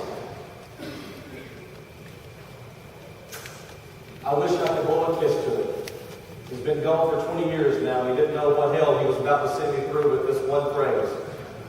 He said, "Jerry," he said, "this morning, all of you Pentecostals, you're going to go to church, and you're going to spend at least an hour preaching all of the Baptists into hell because they don't speak in tongues." That's right, I was a tongue talker. What about it? I know a few languages. None of them make sense, but And he said, at the exact same time, across town, all of the Baptists are going to be preaching all you Pentecostals into hell because they think that speaking of tongues thing is of the devil. Of course, I was so deep in Pentecostalism at that moment, I thought, well, they're wrong. They're of the devil.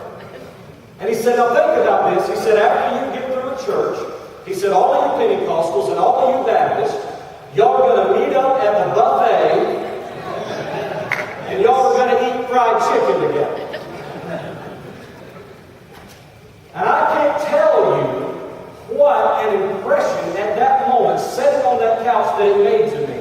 Because for 17 years I had been hearing the preaching, and now I was the preacher, and suddenly this issue of eternal punishment, this thing called hell, it began to rock my world.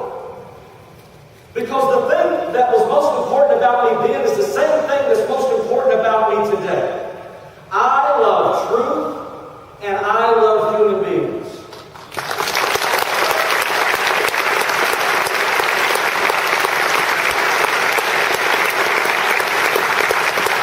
And if I was going to stand up and begin to tell these people that I love that the God that we all love was truly going to send them to hell, I had to get to the bottom of that matter. I had to figure that out. And it was that one issue that began to cause me to unravel the theology of my childhood. Now, I'd like to tell you that I had an epiphany at that moment and that I'm actually 17 years old today. But I'm not. I'm 42 years old. And it took literally 25 years for me to move on away from my upbringing. Imagine how long it would take for someone to convince you that blue isn't blue. So what I want to do for a moment is I want to talk to you about, I've got this going, don't look at that yet because you're going to freak out over that. What I want to do is I want to talk to you about doing more than just surviving identity suicide. Because with a little bit of help from my friends, I've done a lot more than survive identity suicide. What I've done is I've learned how to thrive through this process of identity suicide. And it is now my most strictest confidence that not only those of us who have to commit identity suicide, not only are we making life better for ourselves, I believe that all of us together, filling up this room and filling up this planet, are actually making the world better and brighter and making a better future.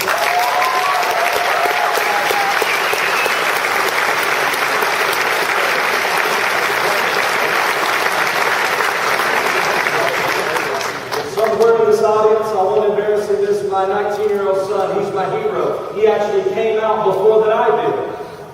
And I believe that the things that we're doing, Reason Rally, making history the way that we made history yesterday, is truly building a brighter and better future. So we're not just surviving, we are thriving through these forms of identity suicide. Now the reason that it takes 25 years for someone like myself to make this kind of move is because there's a lot at stake. Some of my earliest memories are of my grandmother praying for me. The dearest person in my world is my grandmother. I remember laying my head on her lap with a horrible earache and hearing her speak in other tongues and feel these odd sensations, these doodads. So by giving up religion, there's a part of my grandmother that I give up. There's a part of my history that I give up. We run the risk whenever we entertain the idea of identity suicide. We run the risk of losing family and friends because you really don't know until you're there. It's easy to look out at a world full of religion and say, hey, just come on and be part of, the bright people. Come along and be part of the smart people. But it's obviously much deeper than that because you just don't really know what's ahead of you when you're trapped in that prison of religion. Your community standing, I also have a role in politics. I became a right-wing politician. I was our mayor's chief of staff. I was supposed to run for mayor in 2014. Everyone in the community thought that I was a certain person. But what they didn't know was that over the course of 25 years, I was getting further and further and further away from that particular identity that I would eventually assassinate in public. Thanks to Facebook.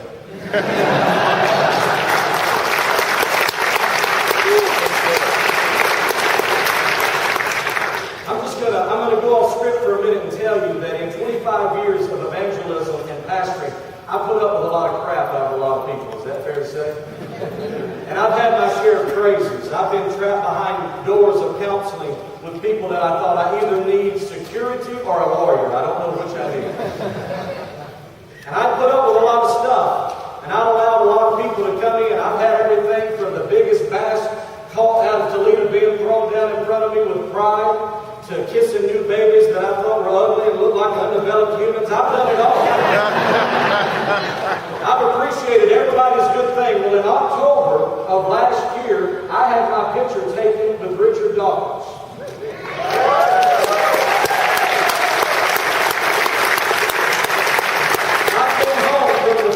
Convention in Houston, Texas, and I thought, with all of the craziness that I put up with for 25 years, I'll be damned if I don't post this picture. And I posted it. And now we know the last place that I have to speak. So I believe that it's important that you understand that it's not just finances and it's not just careers, but it's family and it's friends. It's everything that you hold dear. And over the course of 25 years, I went through 5 different levels of theology, unraveling these things in my life. Because I love truth and because I love people, and I began to wrestle with this concept of hell. How many of you have struggled with the idea of eternal punishment? That's really close to a big amen. I'd say, can I get a witness? But somebody might put the microphone. Amen. I began to explore with people in private because I already had this identity. I already had this career. I'd already married into a Pentecostal family. I already had this reputation. I already had this political avenue that I was traveling down. So in secret, I began to explore these other ideas. So I got off in this crazy thing called God Loves Everybody. But it didn't take long for my heart to begin to say, Brother Richard, what good does it do for God to love everybody if almost everybody's going to burn in hell forever? So in secret, I began to read about these people that are universalists and ultimate recollection and reconciliation and inclusion and all of these weird forms of doctrine, trying to make my heart feel better about my doctrine. So I went from God loves everybody to, guess what? God saves everybody. And it sure makes you feel not quite as lonely at an altar service when nobody comes up. Because in your heart you say, well, it doesn't matter, you're all saved anyway. From there, I began to explore more ideas. How is it that God is able to save everybody? You know, there's all these weird New Age ideas of Christianity now. And it was real simple. The reason God loves everybody and saves everybody God's in everybody. Boy, when you come from where I came from and you start screwing with definitions like that, it's not going to be too long till you're at the reason route.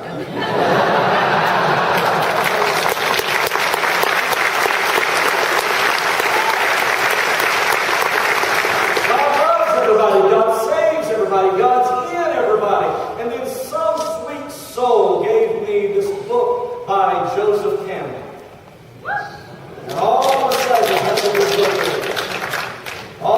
sudden, I begin to get this impression that maybe it's not just that God loves everybody and saves everybody and is in everybody.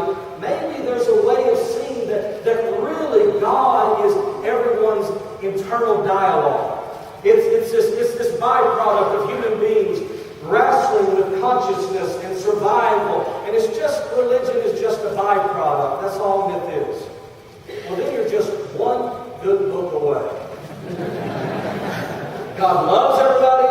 God saves everybody. God's in everybody. God is everyone's internal dialogue. And then God is a delusion.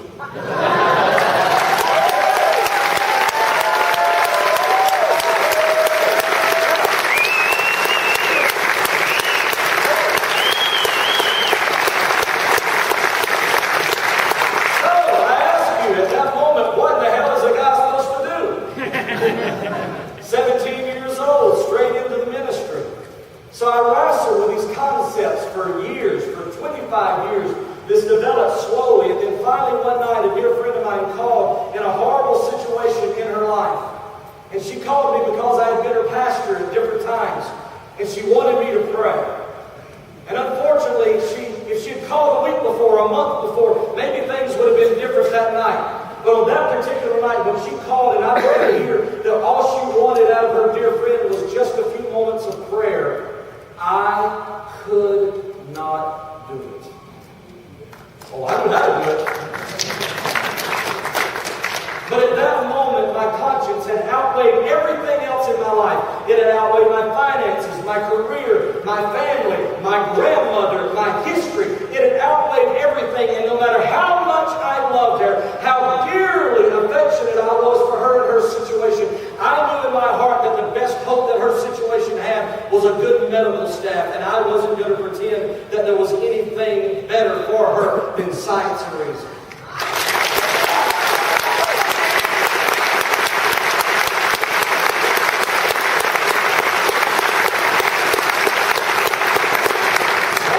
Because I love truth and I love people. Preach. Preach. Oh, don't you get me started.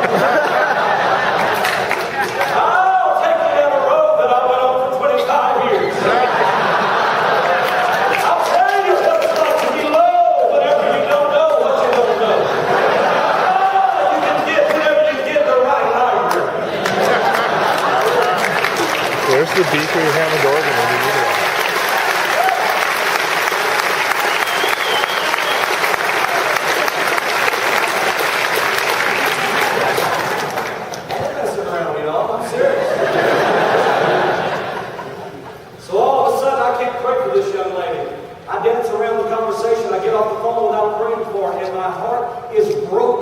Absolutely, totally broken, because the one thing that I had been trained to do for her, I couldn't offer.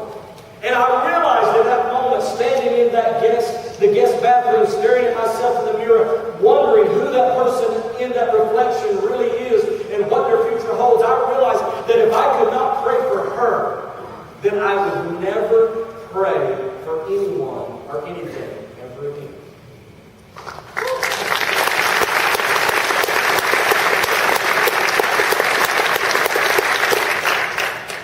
So, I reached out. I got on this little thing called the internet. I don't think they have it here, but it's in other places. I got on this little thing called the internet and thought, who in the world could associate with my situation?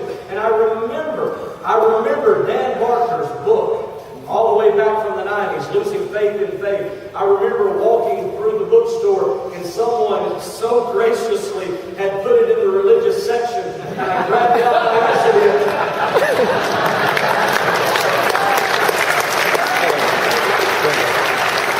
Years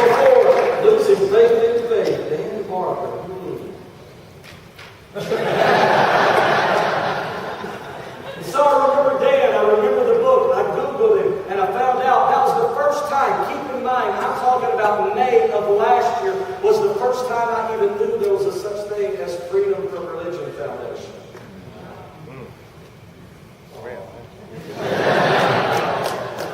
I Googled, I sent an email.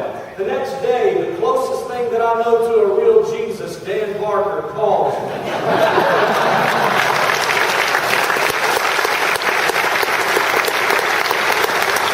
He begins to tell me about this program that Elizabeth just talked about so beautifully. He begins to talk about the Clergy Project and how there are ministers just like me.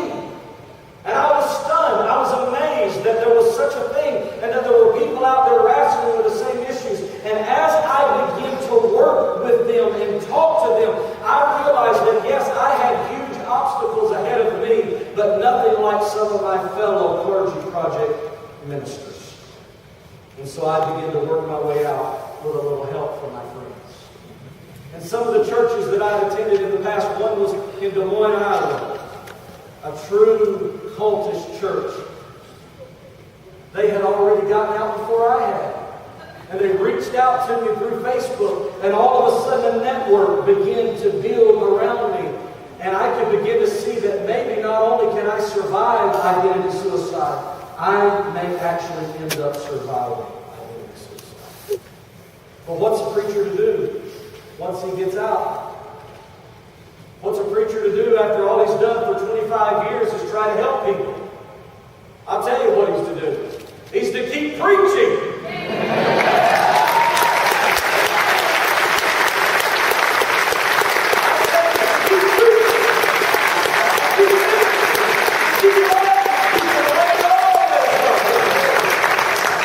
That's exactly what he needs to do because those skills are important. Don't fool yourselves, brothers and sisters. Religion is here for a reason because it works. Unfortunately, it works in the wrong direction. And so I found out through this network of friends, I learned about Dr. Darrell Ray. He actually came and grabbed me up, pulled me out of the depths of this loneliness and despair, talked to me about this foundation that he created, Recovering from Religion. And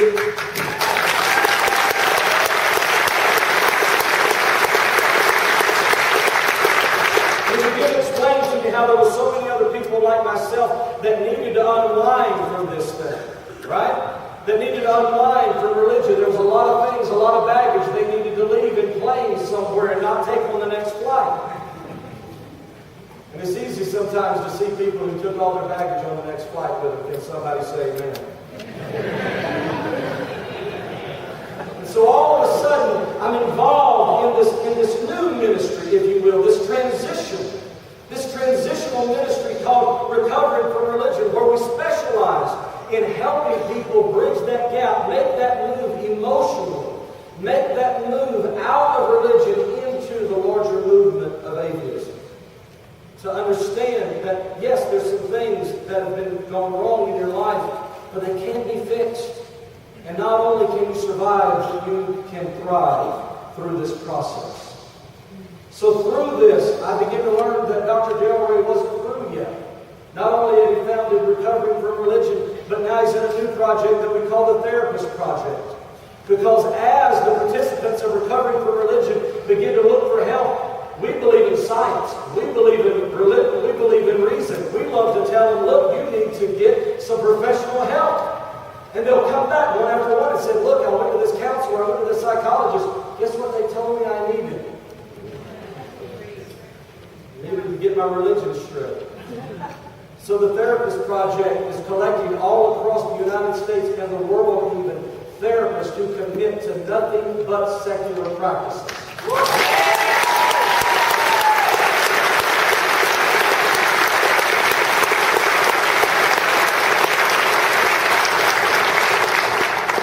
I have to make sure, I've got still a little bit of time left, so I have to make sure that I give credit where credit is due. Standing over against the wall, you're going to see in an RR hat, Sarah. Everybody say hello, Sarah.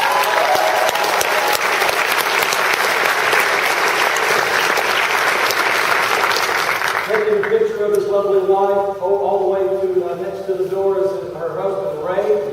And to be quite honest, they run Recovering from Religion. I just get my face on the cards.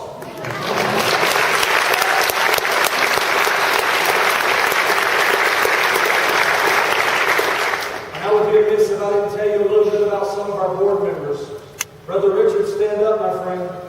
Atheist Texas.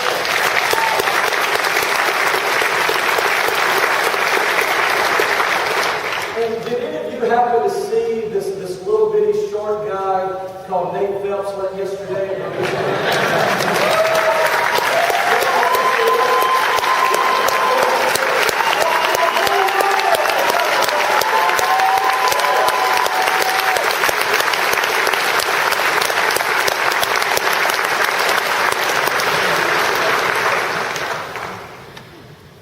We know that it's not completely true, but we like to pride ourselves. Because we do think we're transitional. We think that people pass through us like they do an emergency room. We want to just kind of put them back together the best that we can and send them on to the experts. Those of you that are out here already doing a great and fabulous work. We see ourselves truly as transitional. Just allowing people to pass through. Just allowing people to get a little decompression time before they attend the next rally. Obviously, and here's what I'm going to preach for the next 4 minutes. Obviously, I hope you know that this battle is already won. Because technology is on our side. Just like everybody else, Recovered from Religion has an official podcast. Living After Faith. Is Rich and Deanna in here? I see Deanna. Somebody say hello, Deanna.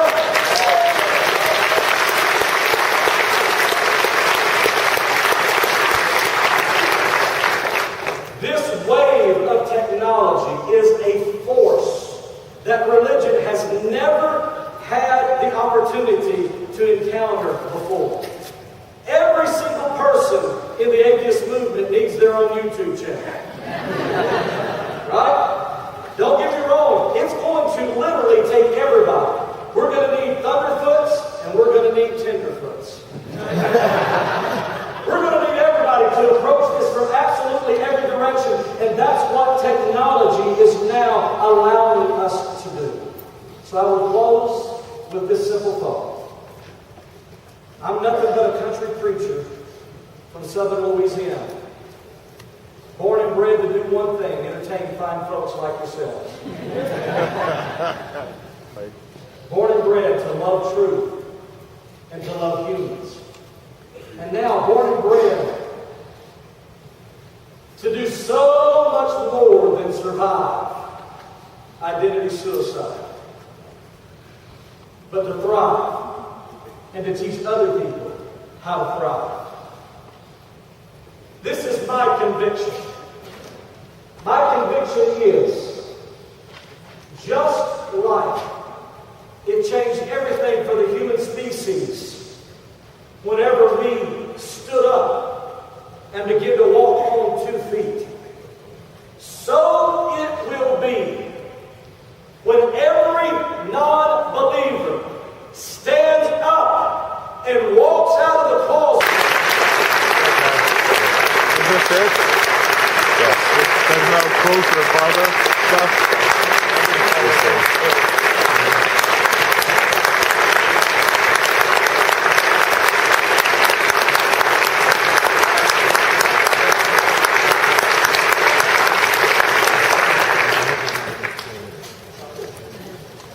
Good morning. Good morning. I want to express my heartfelt gratitude to the organizers for having invited me to attend the Reason Rally and Atheist Convention. What could be better than to be present in a gathering of great humanists, great secularists, great scientists, and great thinkers of the world.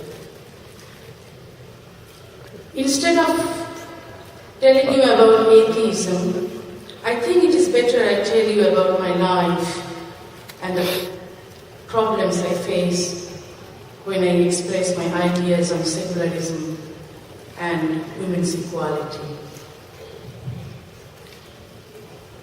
I was born in a country where more than half the population is deprived of their basic human rights because they were born as girls. I was born in a country where millions of women have no access to education, nor do they have the possibility of becoming independent. Because of the country's strong patriarchal tradition, women suffer unbearable inequalities and injustices. Women's role is to stay at home and to obey her husband. Women are considered weak, so they should be taken care of. Their body and mind, their desire and wishes, their rights and freedom must be controlled by men. Women are treated as inferior beings, slaves, childbearing machines, and sex objects. Far too many women suffer from sex trafficking, slave trade, from all sorts of discrimination. Women are flogged. They're stoned to death. Men threw acid on women's bodies, burned their faces, smashed their noses, melt their eyes, and walk away as happy men. Women are raped, are accused of allowing the rape, and the rapists are set free. Violence against women is not considered a crime in my country. I was born in a country where married couples want male babies. For them, the most unwanted thing is a female baby. If a female baby is born, it is common that the wife gets a divorce for her crime of having given birth to a female, or the wife must spend her life in disgrace. I was the third child of my parents. Before I was born, my parents had 2 boys, so I was not an unwanted child. But my childhood was not a happy childhood. I grew up in an anti-women tradition and culture. I was not allowed to do many things I wanted to do, just because I was a girl. I could not go outside to play football or cricket like my brothers could. I could not swim in a lake or ride a bike. I could not talk to boys who were not my relatives. I had to stay behind the curtains when male guests came to our house. But I was obviously a privileged girl. My father was a doctor and a secular person. He wanted me to study medicine and become independent. I witnessed the dropout of school of my female classmates as they were forced to be victims of arranged marriages. When I was a child, my mother often forced me to read the Quran, but I could not understand the meaning of the verses that I read. Like other children, I was just chanting words. Our language was Bengali, not Arabic. It was impossible to know the meaning of the verses, for no matter how many times I repeated and memorized them, I had no way of knowing what I was saying. I was told that Allah wanted This the has Quran to 36 be read minutes of charge in on its it. original language. 36 minutes. But this has made me all the more curious to know the meaning of the verses. When I was 12, I discovered a book that translated the Quran into Bengali. I read it for the first time, the entire holy book, and guess what? I became an atheist.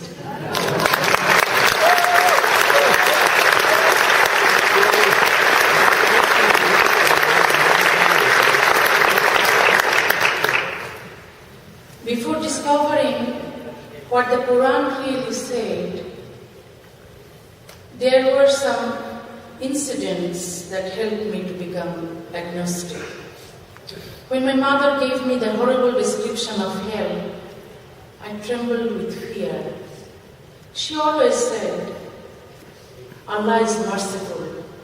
I could not understand how a merciful, great God could punish his creature with hell only because they did not pray to him, or just because they were not born in a Muslim family.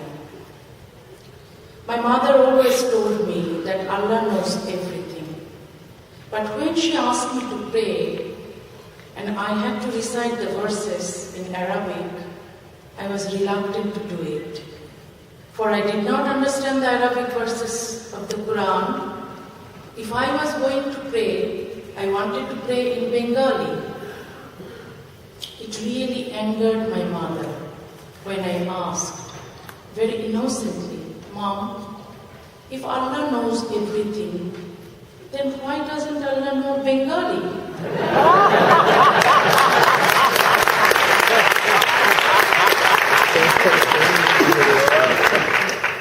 My mother was embarrassed and angry with me.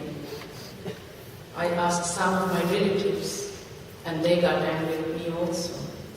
One day, as I kept reminding my mother about Allah's ignorance, she replied, if you say anything bad again about Allah, your tongue will fall off. I was 8 and had no idea that anyone's tongue would do that. So I went to the bathroom, locked the door, and said, Allah is the son of a bitch.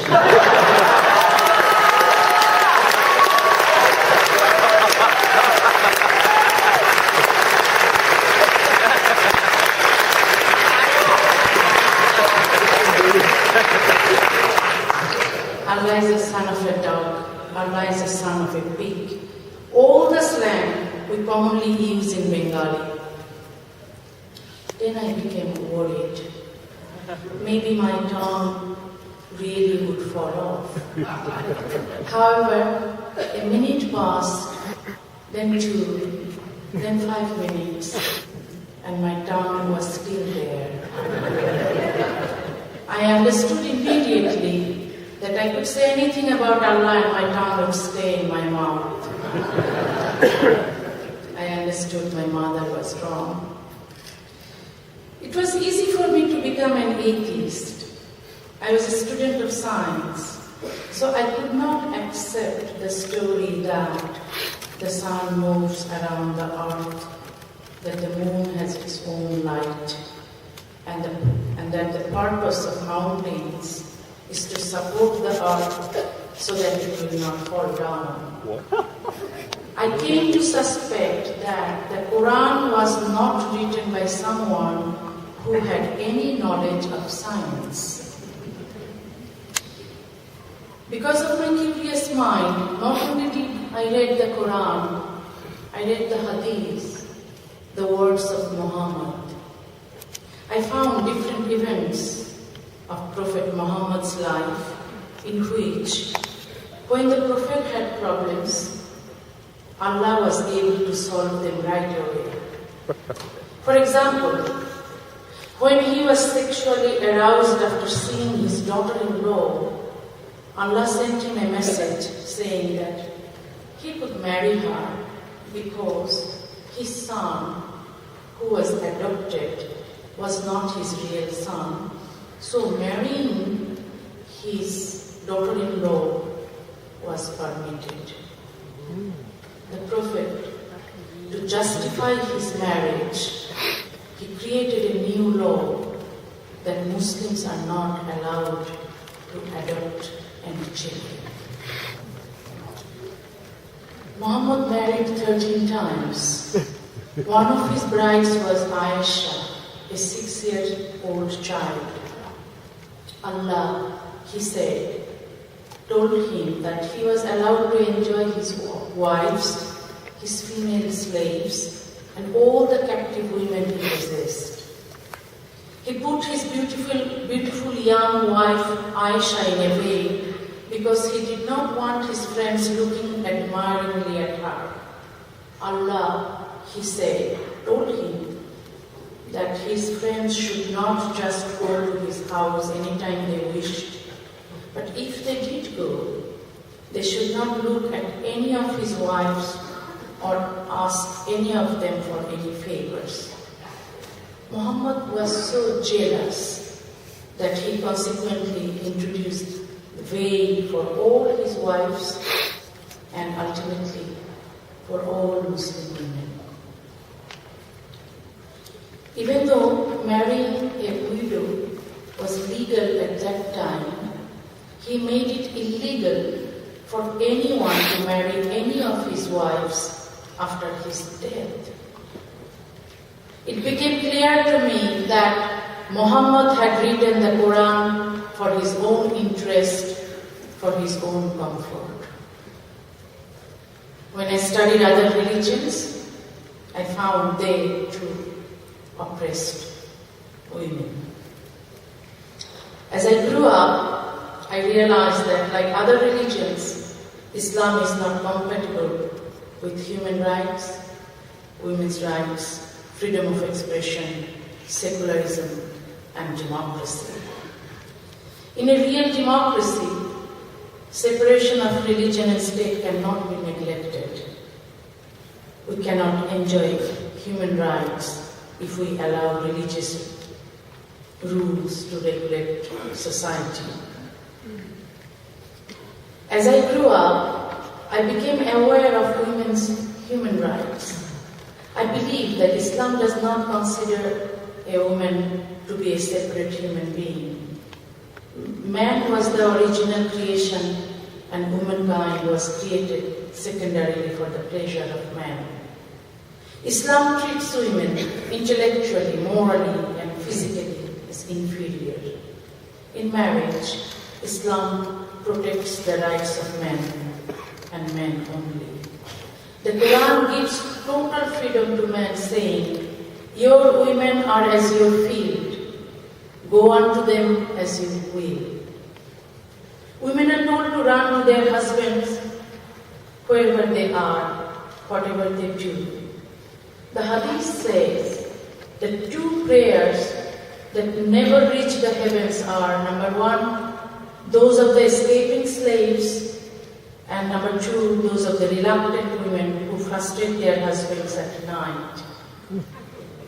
Islam considers women psychologically inferior. Women's testimony is not allowed in many cases. If any woman is raped, she has to produce 4 male witnesses to the court. If she cannot, there is no charge against the rapist. In Islamic law, the testimony of 2 women is worth that of 1 man. In the case in which a man suspects his wife of adultery or denies the legitimacy of the offspring, his testimony is worth that of 4 witnesses.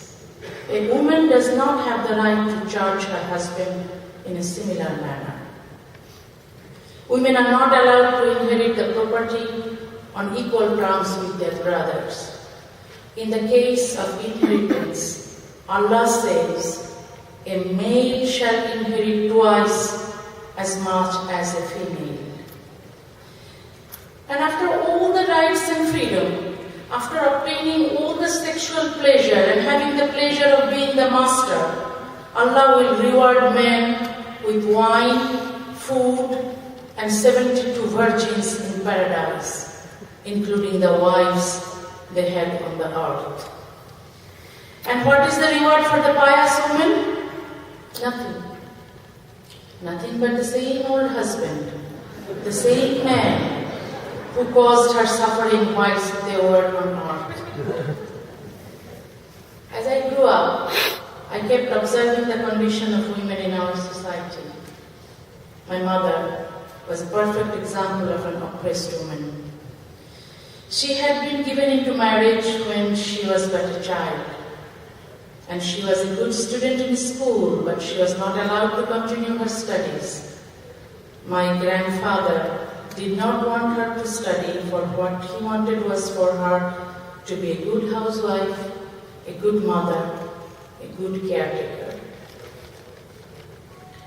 My mother was not the only woman who was oppressed, for I saw that my aunts, my neighbors, and other acquaintances who were playing the same roles, and they too were oppressed. Everywhere, women are oppressed, and all because of male-created patriarchy, religion, tradition, culture, and customs. In our minds, torture of women is not oppression, but rather is tradition. We become accustomed to tradition. It's about to die. Should I hit Nobody told me to protest. whatever? But I developed a strong feeling Because that it's it was like, important it's to about fight to die, against so I'm assuming oppression. that if I don't Nobody asked me to stop shed a recording, tear, it'll but I did. not When I started writing,